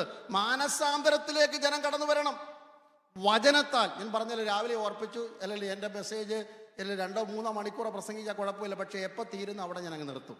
കാരണം 3 പോയിന്റ് 7 പോയിന്റ് ഒന്നും നിങ്ങൾ വിഷമിക്കേണ്ട, ബാക്കി എന്താണെന്ന് പിന്നീട് എപ്പോഴെങ്കിലും ഓർപ്പിക്കാം. അല്ല, യേശുവിൻ്റെ വചനം മാനസാന്തരത്തിലേക്ക് നയിക്കുമായിരുന്നു. മാനസാന്തരത്തിന് 2 വശമുണ്ടെന്ന് ഓർപ്പിച്ചു. ഒന്ന് ശുദ്ധീകരണത്തിനായുള്ള മാനസാന്തരമാണ് ഇപ്പോൾ ഞാൻ പറഞ്ഞു വരാം. അത് ദൈനംദിനം വേണം. ശുദ്ധീകരണം നടക്കുന്നത് വചനത്താലാണ്. ഇന്നലെ വായിച്ച യോഹന്നാൻ സുവിശേഷം വായിച്ചു. യോഹന്നാൻ 15-ാം അധ്യായത്തിൽ ഞാൻ നിങ്ങളോട് സംസാരിച്ച വചനം നിമിത്തം ഇപ്പോൾ നിങ്ങൾ ആരാകുന്നു? ശുദ്ധിയുള്ളവരാകും. നമുക്ക് ഏറ്റവും ഇഷ്ടമുള്ളത് സന്തോഷിപ്പിച്ച വചനം. ഞാൻ പറഞ്ഞു, ഞാൻ പാസനേജിലാണ് ജനിച്ചു വളർന്നതെന്നും അല്ല, അതുകൊണ്ട് രാവിലെ പായിടുന്ന ജോലി എൻ്റെ ആയിരുന്നു. ചെറുപ്രായത്തിൽ പാസനേജിൽ പായിടും. അങ്ങനെ പായിട്ട് വരുമ്പോൾ ചില സ്ഥലത്ത് വരുമ്പോൾ ഇന്ത്യയുടെ മാപ്പ് പോലെ ചിലയിടത്തൊന്നും പായുടെ വള്ളി ഇല്ല. മൂപ്പന്മാർ സന്തോഷിപ്പിച്ച വചനത്തിന് അടയാളം വെക്കുന്നു. ഓരോ ഞായറാഴ്ചയും സഭായത്തിന് വരുമ്പോൾ സാക്ഷ്യത്തിനകത്ത് പ്രബോധിപ്പിക്കേണ്ടതിന് സന്തോഷിച്ച വചനം വേണമല്ലോ. അപ്പോൾ അതെടുത്തിട്ട് അന്നത്തെ കാലത്ത് ബുക്ക് മാർക്കൊന്നും ഇല്ലാത്തതുകൊണ്ട് പായുടെ വള്ളി മുറിച്ചിട്ടാണ് അടയാളം വെക്കുന്നത്. അങ്ങനെ ഒരു സ്ഥലം മുഴുവൻ ഇങ്ങനെ ഇന്ത്യയുടെ മാപ്പ്, ആഫ്രിക്കയുടെ മാപ്പ്, ഇങ്ങനെയൊക്കെ നമുക്ക് യൂറോപ്പിൻ്റെ പടമൊക്കെ ഇങ്ങനെ കാണാൻ കഴിയും. ഓർമ്മയില്ലേ പഴയ സഭകളൊക്കെ? വെള്ള പെയിന്റ്, നീല ജനലും ഒക്കെ ഉള്ളത്, ഭിത്തിയിലൊക്കെ എണ്ണ ഇങ്ങനെ വട്ടത്തിൽ, കാരണം അപ്പച്ചന്മാർ ചാരി ഇരിക്കുമ്പോൾ എണ്ണയുടെ പാടൊക്കെ ഉള്ളതല്ലേ, അതൊക്കെ ഭയങ്കരമൊക്കെ നൊസ്റ്റാൾജി അല്ല. നിങ്ങൾ ഈ പറയുന്ന നാടും വീടും പറങ്ങാവും പ്ലാവും ചക്കയും മാങ്ങുമല്ല, ഇങ്ങനെ സഭയ്ക്കകത്തും എന്തോ ഒരു സന്തോഷമായിരുന്നു അല്ല. ദിനം എന്നൊക്കെ പാടി തുടങ്ങിക്കഴിഞ്ഞാൽ 2 മണി വരെയൊക്കെ പാട്ട് പോകുമായിരുന്നു. മറന്നുപോയതൊക്കെ ആവേശമല്ലായിരുന്നു. ഒരു തമ്പേറും ഒരു ഭൂതം കുലുക്കി എന്ന് പറയുന്ന ഒരു സാധനം ഉണ്ടായിരുന്നു ഇങ്ങനെ കറക്കുന്നത്, അല്ലെങ്കിൽ ഒരു ടാമറും ഒക്കെ മതിയെന്നല്ലേ ദൈവദാസന്. അതൊക്കെ മതിയായിരുന്നു. ജനങ്ങൾ ആവേശത്തോടെ ദൈവത്തെ ആരാധിക്കുന്ന ഒരു കാലഘട്ടം ഉണ്ടായിരുന്നു. അപ്പം ഞാൻ പറഞ്ഞത്, അപ്പോൾ സാക്ഷ്യത്തിന് എല്ലാവരും ഇവിടെ ഇരിക്കുന്ന മിക്കവാറും പേർക്ക് ഒരു അവസരം കിട്ടിയ സാക്ഷ്യം പറയുന്നത് കഴിഞ്ഞ ആഴ്ച എന്നെ ഉറക്കെ പറഞ്ഞോട്ടെ, ഞാനല്ല നിങ്ങളാ പറഞ്ഞത്. അപ്പം കഴിഞ്ഞ ആഴ്ച എന്നെ സന്തോഷിപ്പിച്ച വചനം ഇന്ന് വരെ ആരും പറയുന്നത് കേട്ടിട്ടില്ല. കഴിഞ്ഞ ആഴ്ച എന്നെ ശുദ്ധീകരിച്ച വചനം. This is the right time. യഹോവ, ഇത് നിനക്ക് പ്രവർത്തിക്കാനുള്ള സമയമാണ്, വചനത്താലുള്ള ശുദ്ധീകരണത്തിന്റെ സമയം. കഴിഞ്ഞ ഒരാഴ്ച എനിക്ക് പാപബോധം വരുത്തി ഈ വചനമാണ്. കഴിഞ്ഞ ആഴ്ച ഞാൻ പ്രാർത്ഥിച്ചപ്പോൾ ഈ വചനം എന്നോട് സംസാരിച്ചു. 6-ാം മാസത്തിൽ നടക്കുന്ന വിടുതലിനെ കുറിച്ചോ 9-ാം മാസത്തിൽ നടന്ന അത്ഭുതത്തെ കുറിച്ചല്ല എന്നോട് സംസാരിച്ചു. നിത്യത നഷ്ടപ്പെടുത്തുന്ന ഒരു സ്വഭാവം നിന്നിലുണ്ട്, അതിനെ തായ്വേരോടെ മുറിച്ചു കളയുന്ന ഒരു വചനം എന്നോട് ഇടപെട്ടു. Price the Lord. കൈ ഇടർച്ച വരുത്തിയാൽ വെട്ടിക്കളക, കാല് നിനക്ക് ഇടർച്ച വരുത്തിയാൽ മുറിച്ചു കളക, കണ്ണിടർച്ച വരുത്തിയാൽ ചൂഴ്ന്നു കളക. ഞാൻ വെറുതെ പറഞ്ഞതല്ല, യേശു പറഞ്ഞ വചനം മത്തായി 5:6-7. ആ വചനത്തിന്റെ അവസാനത്തിലാണ് ജനങ്ങൾ പറഞ്ഞത് ഇത് അധികാരത്തിന്റെ വചനമാണ്.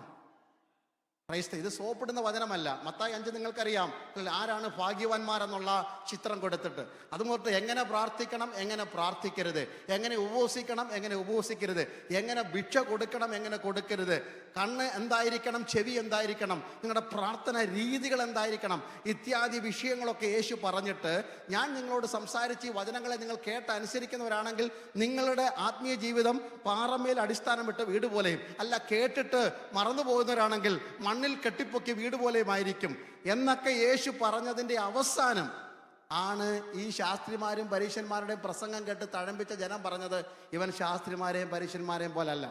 അതിനകത്ത് എവിടെങ്കിലും മത്തായി 5:6-7 എവിടെങ്കിലും രോഗശാന്തിയെക്കുറിച്ച് പറഞ്ഞു? ഞാൻ പറഞ്ഞല്ലോ, തെറ്റിദ്ധരിക്കരുത്, ആ ഭാഗം നമുക്ക് നന്നായിട്ടറിയാം. എവിടെങ്കിലും അല്ലല്ല അനുഗ്രഹത്തെക്കുറിച്ചോ വീട് പണിയുന്നതിനെ കുറിച്ചോ പറഞ്ഞു? ഒന്നും പറഞ്ഞില്ലല്ലോ. നന്നാകുന്ന വചനം കേട്ടപ്പോഴാണ് ജനം പറഞ്ഞത് ഇത് അധികാരത്തിന്റെ വചനമാണ്. ഇന്ന് രാത്രി എന്നെ കേൾക്കുന്ന വാത്സല്യ ദൈവസഭയെ, ദൈവമക്കളെ, നിങ്ങൾ കേൾക്കണം. ശുദ്ധീകരിക്കുന്ന വചനം. ശുദ്ധീകരിക്കുന്ന വചനം എന്താണെന്ന് അറിയണം. നമ്മുടെ ജീവിതയാത്രയിൽ ഞാൻ പോകുന്ന പോക്ക് നടപ്പ് ശരിയല്ല.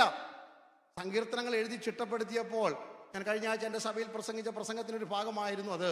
അല്ലയ്യ, ഞാനായിരുന്നു സങ്കീർത്തനം ഓർഡർ ചെയ്യാൻ എന്നെ ഏൽപ്പിച്ചെങ്കിൽ 150 സങ്കീർത്തനത്തിൻ്റെ കോപ്പി എൻ്റെ കൊണ്ട് തന്നിട്ട് എന്നോട് പറയുകയാണ് സങ്കീർത്തനം ഒന്ന് അറേഞ്ച് ചെയ്യണമെങ്കിൽ ഞാൻ 23-ാം സങ്കീർത്തനം എഴുതത്തുള്ളായിരുന്നു. കാരണം നമുക്ക് നല്ല സുഖമല്ലേ വായിക്കാൻ. യഹോവ എൻ്റെ ഇടയനാകുന്നു, എനിക്ക് മുട്ടുണ്ടാകില്ല. പക്ഷേ പരിശുദ്ധാത്മാവിന് ബോധ്യം വന്നു, 1-ാം സങ്കീർത്തനം നമ്മൾ വായിക്കുന്ന പോലെ കൊണ്ടുവെക്കുവാൻ. നടക്കരുത്, നിൽക്കരുത്, ഇരിക്കരുത്. അല്ലല്ലേ, പാപം ചെയ്യാതെ ജീവിക്കണം, പാപികളുടെ വഴി നിൽക്കരുത്, പരിഹാസം ചൊല്ലുന്ന ശത്രുവിന്റെ ഇരിപ്പിടത്തിൽ ഇരിക്കരുത്. ഹല്ലേലൂയ, ഭോഷന്മാരുടെ ദുഷ്ടന്മാരുടെ ആലോചനയ്ക്ക് ചെവി കൊടുക്കരുത്. അങ്ങനെയുള്ളവർക്ക് മാത്രമേ യഹോവയുടെ ന്യായപ്രമാണത്തിൽ സന്തോഷിച്ച് രാപ്പകൽ അതിനെ ധ്യാനിക്കാൻ പറ്റത്തുള്ളൂ. പാപം ചെയ്തിട്ട് വചനം കൊണ്ടു നടക്കാൻ പറ്റത്തില്ല, പാപം ചെയ്തിട്ട് വചനം പ്രസംഗിക്കാൻ പറ്റത്തില്ല, പാപം ചെയ്തിട്ട് അന്യഭാഷ പറയാൻ പറ്റത്തില്ല. അത് ആക്ട് ചെയ്യാം. വചനവുമായി ചേർത്ത് വെച്ച ജീവിതത്തിന് മാത്രമേ ഇന്ന് രാത്രി ദൈവകൃപ ജ്വലിപ്പിക്കാൻ പറ്റത്തുള്ളൂ. വചനത്തോട് your life should be well aligned and match with the word of God. ദൈവവചനവുമായി ചേർന്ന് പോകണം നമ്മുടെ ആത്മീയ ജീവിതം. Praise the Lord. അല്ലേ, മുന്നോട്ട് പോകട്ടെ. അപ്പോൾ വചനത്തിന് അധികാരം, 1-ാമത്തെ അധികാരം പാപത്തിന് മേൽ യേശുവിന് അധികാരമുണ്ട്, പാപ മാനസാന്തരം. 2, യേശുവിൻ്റെ അധികാരം. 2-ാമത്തെ അധികാരം നാം വായിക്കുന്നത് ലൂക്കോസ് 8-ാം അധ്യായത്തിൻ്റെ 22 മുതൽ 50 വരെയുള്ള വാക്യങ്ങളിൽ 4 കാര്യങ്ങൾ നമ്മൾക്ക് പഠിക്കാം. 4 സംഭവങ്ങളാണ് നിങ്ങൾക്ക് മനസ്സിലാകും. 1, ആടി ഉലയുന്ന ഒരു കടലിൽ അല്ലെങ്കിൽ തിരമാലയും തള്ളിക്കയറുമ്പോൾ യേശുവും ശിഷ്യന്മാർ ഒരുമിച്ച് യാത്ര ചെയ്യുകയാണ്. യേശു എഴുന്നേറ്റ് കാറ്റിനെയും കടലിനെയും ശാന്തമാക്കുന്നതാണ്. അവിടെ വായിക്കുന്നുണ്ട്, കാറ്റും കടലും കൂടെ ഇവനെ അനുസരിക്കുന്നുവല്ലോ. 2, യേശുവിന് പ്രകൃതിയുടെ മേൽ അധികാരമുണ്ട്. ദൈവവചനത്തിൻ്റെ 2-ാമത്തെ അധികാരമാണ് നിങ്ങളുടെ പ്രകൃതിയുടെ മേൽ. Your nature can be transformed by the word of God. നമ്മുടെ ജീവിതത്തിൻ്റെ പ്രകൃതികൾ, I am not talking about the winds and wave, അല്ല, അത് നിങ്ങൾക്കറിയാവുന്ന ഭാഗമാണ്. നിങ്ങളുടെ ജീവിതത്തിൻ്റെ സ്വഭാവ രൂപീകരണം, the character formation comes only through the word of God. ദൈവമക്കൾക്ക് വചനത്താലാണ് സ്വഭാവ രൂപീകരണം വരുന്നത്. ദൈവവചനം നിങ്ങൾ ചിട്ടയായി വായിച്ചു പഠിച്ചോ, നിങ്ങൾക്കൊരു അടിസ്ഥാനപരമായ മാറ്റം ഉണ്ടാകും. You want to be a good husband? എത്ര പേർക്ക് നല്ല ഭർത്താവാകണം? How many of you want to be a good wife? How many of you want to be good parents? How many of you want to be as a good children? എങ്ങനെ ആകണം? Study the word of God. ദൈവവചനം. അതിൽ വചനം വായിക്കുന്നത് ബാലൻ തന്നെ നടപ്പിനെ എങ്ങനെ നിർമ്മലമാക്കുന്നത് അറിയാവുന്നവർ പറഞ്ഞാട്ട്, നിന്റെ വചനപ്രകാരം ഞാൻ നിന്നോട് പാപം ചെയ്യാതിരിക്കേണ്ടതിന് വചനത്തെ ഹൃദയത്തിൽ സംഗ്രഹിക്കുന്നു. Simple principle. Just keep the word in the very bottom of your heart. You will be able to lead a holy life. വിശുദ്ധീകരണ ജീവിതം നയിക്കണമെങ്കിൽ വചനം ഉള്ളിൽ കൊണ്ട് നടക്കണം. പാപം ചെയ്യുന്നവരെ നോക്കിക്കോണം, അല്ലെങ്കിൽ ദൈവസഭയ്ക്കകത്ത് കലഹം ഉണ്ടാക്കുക. ഇവിടെ കുഴപ്പമൊന്നുമില്ല, അല്ലെങ്കിൽ നമ്മളെല്ലാം കേരളം മണ്ണിൽ നിന്ന് ഒരു കാലഘട്ടത്തിൽ വന്നവരാണല്ലോ പല രാജ്യങ്ങളിൽ. ഈ വഴക്കും വയ്യാവാലി ഉണ്ടാക്കുന്നവര് പ്രൈസ് കൊടല്ലിയ ദൈവവചനത്തോട് സാമീപ്യവും ആശയും കുറവുള്ളവരായിരിക്കും. വചനം കയ്യിൽ കൊണ്ട് നടക്കുന്നവൻ ദൈവത്തെ ഭയപ്പെടുന്നവനായിരിക്കും. പ്രൈസ് കൊടല്ലി. ദൈവവചനത്തോടുള്ള ഭക്തി വലിയതായിരിക്കും അവരുടേത്. അപ്പം 2 പ്രകൃതിയുടെ മേൽ യേശുവിന് അധികാരമുണ്ട് വചനത്താൽ. ഇന്ന് രാവിലെ ഞാൻ ഓർപ്പിച്ച പോലെ പച്ചവെള്ളത്തിൻ്റെ നിറം മാറ്റണമെങ്കിലും, കാറ്റുകളെ ശാന്തമാക്കണമെങ്കിലും, അലറി വരുന്ന വിഷയങ്ങൾക്ക് പരിഹാരം വരണമെങ്കിലും വചനം മാത്രമേ നമുക്ക് പ്രയോജനപ്പെടത്തുള്ളൂ. നിങ്ങൾ ഒച്ച വെച്ച് അലറുന്നത് കൊണ്ടോ നിങ്ങൾ തലയെ കൈവച്ചുകൊണ്ട് കുലുക്കുന്നത് കൊണ്ടോ അല്ല സംഭവങ്ങൾ, അത്ഭുതങ്ങൾ നടക്കുന്നത്. അവൻ വചനം അയച്ച വിടുതലയക്കുന്നത്. വചനം പറയുന്നു, അവൻ കൽപ്പിച്ചു അങ്ങനെ സംഭവിച്ചു. അവൻ കൽപ്പിച്ചു അങ്ങനെ. യഹോവേ, ഇത് നിനക്ക് പ്രവർത്തിപ്പാനുള്ള സമയം എന്ത്? വചനത്താലുള്ള വീര്യപ്രവൃത്തികൾ ഞങ്ങളുടെ ഇടയിൽ നടക്കണം. ദൈവസഭയ്ക്കകത്ത് വചനപ്രഘോഷണം നടത്തൂ. നിങ്ങൾ അറിയാത്ത അത്ഭുതങ്ങൾ ആലയത്തിൽ നടക്കും. കാരണം വചനത്തിൻ്റെ ഒരു ശക്തിയുണ്ട്, വചനം അയക്കുന്ന ഒരു ഉദ്ദേശമുണ്ട്. യെശയ്യാവ് 55-ാം അധ്യായത്തിൽ എന്താ നാം വായിക്കുന്നത്? എൻ്റെ വായിൽ നിന്ന് പുറപ്പെടുന്ന വചനം അത് ഉദ്ദേശിച്ച കാര്യം നടത്തിയിട്ടേ തിരിച്ചു വരത്തുള്ളൂ. Whether you like it or not, it doesn't matter to God. Once He declares His word, it will accomplish the very purpose what He purposed in His heart. ദൈവം തൻ്റെ ഹൃദയത്തിൽ പ്ലാൻ ചെയ്തത് നടത്താതെ ഒരു വചനവും തിരിച്ചു വന്നിട്ടില്ല. ഇന്ന് രാത്രി വിശ്വസിച്ചാട്ട് അവൻ്റെ പക്കൽ നിന്ന് എനിക്കുള്ള ആജ്ഞകൾ പുറപ്പെടുന്നു. അവൻ്റെ പക്കൽ നിന്ന് എനിക്കുള്ള വചനങ്ങൾ പുറപ്പെട്ടിട്ടുണ്ട്. ഹല്ലേലൂയ. അതുകൊണ്ടാണ് വചനത്തിന് നാം ഇമ്പോർട്ടൻസ് കൊടുക്കുന്നത്. യേശുവിൻ്റെ 3-ാമത്തെ അധികാരം ലൂക്കോസ് 8-ാം അധ്യായത്തിൽ തന്നെ ഉണ്ട്. പ്രൈസ് കൊടല്ലിയ. യേശു ഗദരദേശത്തേക്ക് പോവുകയാണ്. ലൂക്കോസ് 8-ന്റെ 29 മുതൽ 26 മുതൽ വായിക്കുമ്പോൾ ഗദരദേശത്ത് ചെന്നപ്പോൾ ഒരു ഭൂതഗ്രസ്തനായ മനുഷ്യൻ, ഇന്നലെ ഞാൻ അതിൻ്റെ ഒരു ഭാഗം ഓർപ്പിച്ചതാണ്. യേശു അവനെ സ്വാതന്ത്ര്യപ്പെടുത്തുന്ന ഒരു ശക്തി. അല്ലെ, പിശാചിന്റെ മേൽ യേശുവിന് അധികാരമുണ്ട്. ഹല്ലേലൂയ. നമ്മൾ ഓർക്കും ഹല്ലേലൂയ, ഭൂതത്തെ ശാസിക്കുമ്പോൾ കുറേ നേരം രക്തം ചെയ്യുമെന്ന് പറയും. അതാണല്ലോ ഭൂത് കളയുമ്പോഴാണല്ലോ ആൾക്കാർ ഏറ്റവും കൂടുതൽ സ്വോത്രം ഹല്ലേലൂയൊക്കെ. ഏത് കാത്തിരിപ്പുക നടത്തുന്ന പ്രവാചകനിവിടെ വന്നേക്കാൾ കൂടുതൽ ഒരു ഭൂതം ഇളകി നോക്കട്ടെ, എല്ലാവരും ആത്മാവിൽ, അത് ഉറപ്പ്. ഞാനും കണ്ടിട്ടുണ്ട്. ഞാൻ ഓർത്തിൻ്റെ സ്ഥിരം സന്ദർശിക്കുന്ന ഒരാളായതുകൊണ്ട് എനിക്കത് കാണാൻ കഴിയാറുണ്ട്. പക്ഷേ ഭൂതം പോകുന്നത് നമ്മൾ ഒച്ച വെക്കുന്നതുകൊണ്ടല്ല ദൈവമക്കളെ, യേശുവിൻ്റെ നാമത്തിൻ്റെ ശക്തിയാണ്. പിശാജ് വിറയ്ക്കുന്നത് സകല നാമത്തിനും മീതെയുള്ള നാമമായതുകൊണ്ട് പിശാജിനറിയാം this name is above my name. അതുകൊണ്ടാണ് ഭൂതം അലറി ഓടുന്നത്. വചനം മേലാൽ കടക്കരുത്, യേശു പറഞ്ഞാൽ അത് അവസാനമായിരിക്കും. ഇന്ന് രാത്രി അല്ലെങ്കിൽ if anybody is dominated by the demonical power, ആരെങ്കിലും പിശാചിനാൽ പിടിക്കപ്പെട്ടിട്ടുണ്ടെങ്കിൽ, ഞാൻ പറയുന്നത് നിങ്ങൾ പറയുന്ന പോലെ പാമ്പ് പോലെ എഴയുന്നതും അലറി വിളിക്കുന്ന ഭൂതബാധിതർ മാത്രമല്ല, മറഞ്ഞിരിക്കുന്ന ഭൂതഗ്രസ്തരും ഉണ്ട്. അതെവിടെയുണ്ട്? പെന്തിക്കോസ് സഭയിലും ഉണ്ട്, കൂട്ടത്തിലുണ്ട്. അല്ല, യേശു ഒരിക്കൽ ദേവാലയത്തിൽ ചെന്നപ്പോൾ അശുദ്ധാത്മാവ് ബാധിച്ച ഒരു മനുഷ്യനവിടെ. അപ്പോൾ പള്ളിക്കകത്ത് എന്തോ ഉണ്ട്? ഭൂതമുണ്ട്. ഈ പരീക്ഷന്മാരുടെ പ്രസംഗം കേട്ട് ബലപ്പെട്ടിരിക്കുന്ന ഭൂതം, ശാസ്ത്രിമാരുടെ ആലോചന കേട്ട് ശക്തിപ്പെട്ട ഭൂതം യേശുവിൻ്റെ പ്രസംഗത്തിന് മുമ്പിൽ ഇളകാൻ തുടങ്ങി. വചനത്തിന് അധികാരമുള്ളത് കൊണ്ട് അശുദ്ധ ശക്തികൾ പുറത്തു പോകും.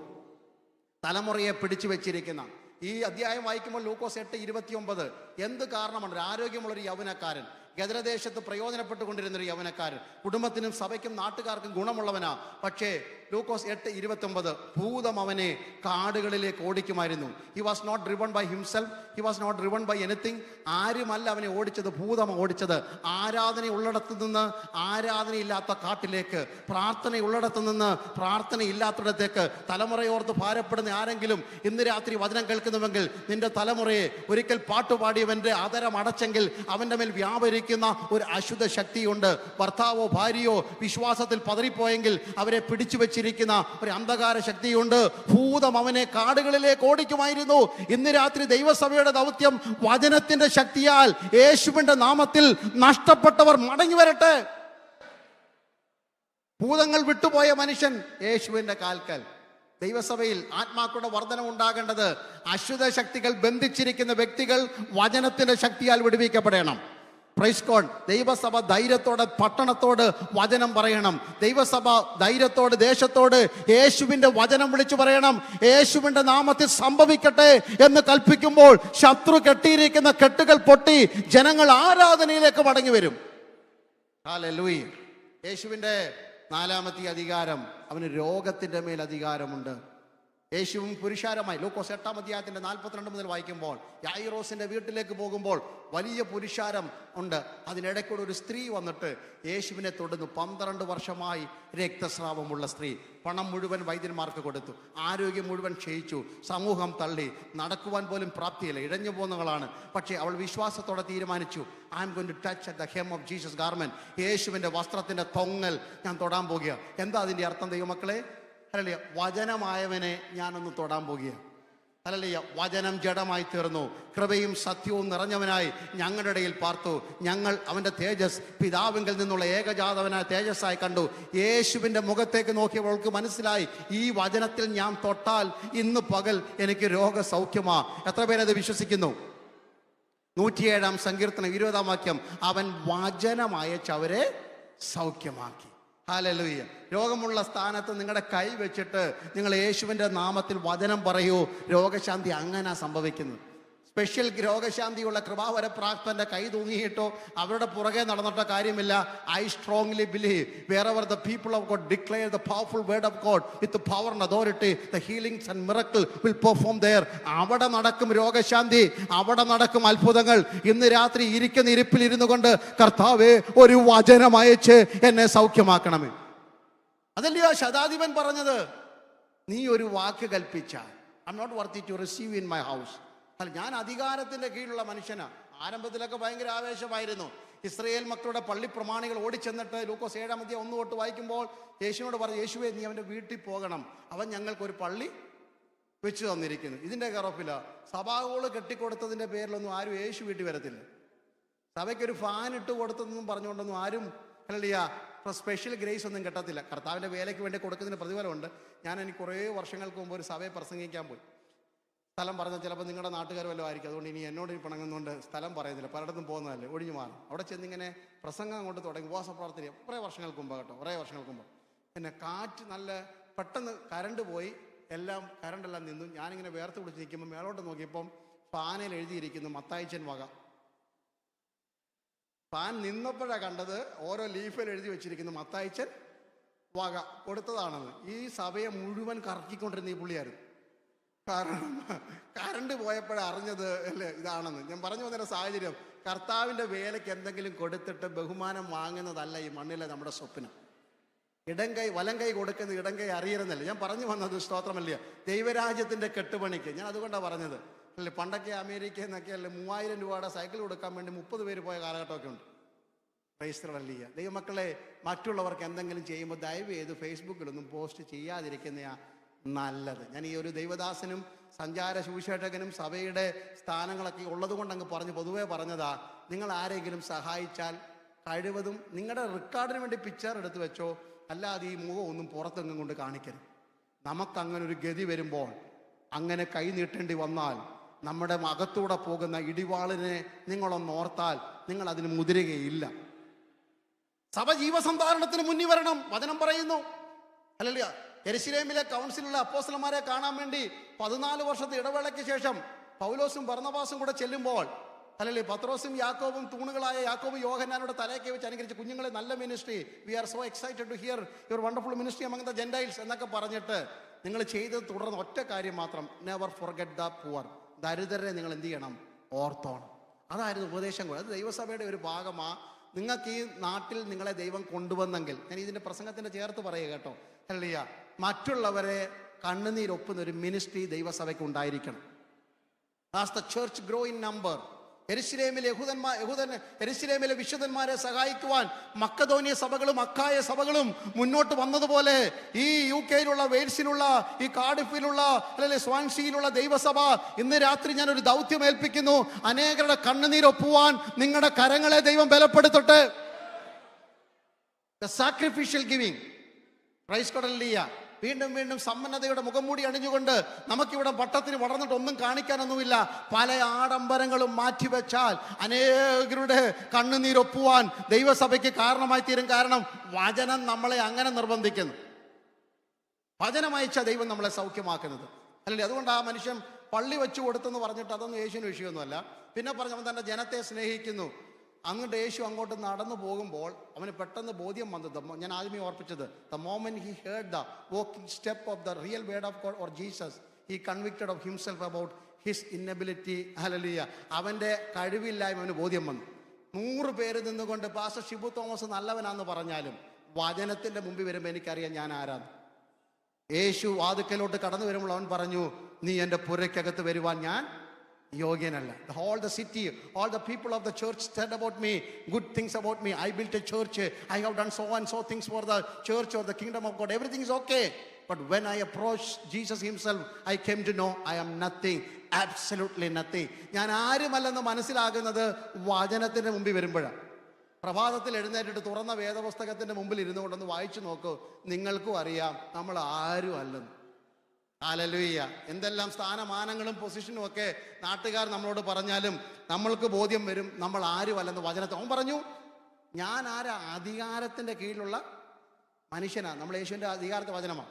ഞാൻ ഒരുത്തിനോട് ഇങ്ങോട്ട് വരാൻ പറഞ്ഞാൽ അവൻ, നിങ്ങളോട് പറഞ്ഞു കഴിഞ്ഞാൽ നമുക്ക് എളുപ്പം പോകാം. ഇങ്ങോട്ട് വരാൻ പറഞ്ഞാൽ അവൻ വരുന്നു, പോകാൻ പറഞ്ഞാൽ പോകുന്നു. പക്ഷേ ഇപ്പം ഞാൻ രാവിലെ തൊട്ട് ഇവനോട് പറയുക, വരാൻ പറഞ്ഞവൻ എന്ത് ചെയ്യുന്നില്ല? വരുന്നില്ല. പോകാൻ പറഞ്ഞാൽ അവൻ എന്ത് ചെയ്യത്തില്ല? അവൻ്റെ ദാസൻ ദീനമായി കിടക്കുക. എൻ്റെ അധികാരത്തിൻ്റെ വചനത്തിൻ്റെ പരിമിതി ഞാൻ മനസ്സിലാക്കി. എൻ്റെ പണത്തിൻ്റെ പരിമിതി ഞാൻ മനസ്സിലാക്കി. എൻ്റെ ഹോസ്പിറ്റൽ ഫെസിലിറ്റിയുടെ പരിമിതി ഞാൻ മനസ്സിലാക്കി. ഡോക്ടേഴ്സിൻ്റെ ക്വാളിറ്റിയുടെയും ക്വാളിഫിക്കേഷൻ്റെയും സ്പെഷ്യാലിറ്റിയുടെയും ലിമിറ്റേഷൻ എനിക്ക് മനസ്സിലായി. ഞാൻ പോകാൻ പറഞ്ഞാൽ പോകുന്നവൻ്റെ കൈ ഇന്ന് ചലിക്കുന്നില്ല. ഞാൻ വരാൻ പറഞ്ഞാൽ വരുന്നവൻ്റെ കാല് ചലിക്കുന്നില്ല. പക്ഷേ എനിക്കിവിടെ ഒരു കാര്യം മനസ്സിലായി, ഇതിനെ ചലിപ്പിക്കുന്ന ഒരു വചനം. അത് അധികാരത്തിന്റെ വചനം.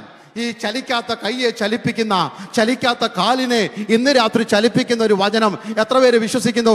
എനിക്ക് വേണ്ടി നീ ഒരു വാക്ക് കൽപ്പിച്ചാൽ എൻ്റെ ദാസന് സൗഖ്യം വരും. നീ ഒരു വാക്ക് കൽപ്പിച്ചാൽ, യേശുവേ നിന്റെ വചനം അധികാരത്തിന്റെ വചനമായതുകൊണ്ട് എൻ്റെ ഈ രോഗത്തിന് വേണ്ടി ഒരു വാക്ക് കൽപ്പിക്കണമേ. ഈ ഇരിക്കുന്ന ഇരിപ്പിൽ ഇരുന്നു കൊണ്ട് എത്ര പേര് പ്രാർത്ഥിക്കുന്നു? ഞാൻ ആത്മാവിൽ നിങ്ങൾക്ക് വേണ്ടി പ്രാർത്ഥിക്കാൻ പോവുകയാണ്. പരിശുദ്ധാത്മാവ് എനിക്ക് നിയോഗം തരുന്നു. യേശുവേ ഒരു വാക്ക് കൽപ്പിച്ചാൽ ഈ രോഗം ഇന്ന് രാത്രി മാറും. യേശുവേ ഒരു വാക്ക് കൽപ്പിച്ചാൽ ഈ ക്ഷീണം ഇന്ന് രാത്രി മാറും. യേശുവേ ഒരു വാക്ക് കൽപ്പിച്ചാൽ ഇന്ന് രാത്രി ഈ പ്രതിസന്ധിക്ക് അവസാനമുണ്ടാകും. ഒരു വാക്ക് എനിക്ക് വേണ്ടി കൽപ്പിക്കണമേ എന്ന് എത്ര പേര് ആത്മാവിൽ പ്രാർത്ഥിക്കും? I need just A word. I may not be able to listen a big sermon. I cannot sit for an hour. I cannot walk. I'll go to church. But tonight I believe that one single word that comes out of the mouth of Jesus, that's absolutely all enough for my healing. ഇന്ന് രാത്രി അങ്ങനെ വിശ്വസിക്കുന്ന എത്ര പേരുണ്ട്? ഒരു നിമിഷം പ്രാർത്ഥിക്കാൻ പറ്റുമോ? ആത്മാവിൽ സ്തോത്രം ചെയ്ത് അന്യഭാഷയോട് പ്രാർത്ഥിച്ചാട്ട് ഒരു വാക്ക്, എൻ്റെ കുഞ്ഞിന് വേണ്ടി ഒരു വാക്ക്, എൻ്റെ ഭർത്താവിന് വേണ്ടി ഒരു വാക്ക്, എൻ്റെ ശുശ്രൂഷയ്ക്ക് വേണ്ടി ഒരു വാക്ക്. ഇന്നൊരു വലിയ പ്രസംഗം കേൾക്കാൻ ഞാൻ മൂഡിലല്ല. ഒരു ബൈബിൾ മുഴുവൻ വായിക്കാൻ എനിക്ക് കഴിവില്ല. I am doing all these things but I cannot concentrate. പക്ഷേ ഇന്ന് രാത്രി ഞാൻ വിശ്വസിക്കുന്നു ഒരു വാക്ക്. ഈ സഭയ്ക്ക് വേണ്ടി ദൈവദാസ ഒരു വാക്ക്, ദൈവദാസി ഈ സഭയ്ക്ക് വേണ്ടി ഒരു വാക്ക്, നിന്റെ കുടുംബത്തിന് വേണ്ടി ഒരു വാക്ക്, നിന്റെ ഭാവിക്ക് വേണ്ടി ഒരു വാക്ക്, നിന്റെ ശുശ്രൂഷയ്ക്ക് വേണ്ടി ഒരു വാക്ക് സ്വർഗം കൽപ്പിച്ചാൽ ഇന്ന് രാത്രി നീ പറഞ്ഞിട്ട് അനങ്ങാത്തത്, ജനം പറഞ്ഞിട്ട് അനങ്ങാത്തത്, മെഡിക്കൽ സയൻസ് പറഞ്ഞിട്ട് ചലിക്കാത്തത്, യേശുവിന്റെ നാമത്തിൽ ഓ റാബാലാബ ശാംദരാധന അംതര ജുനഗല വൈഡമനാസ്തര ജുനഗല ഉരമന വൈഡമനാദര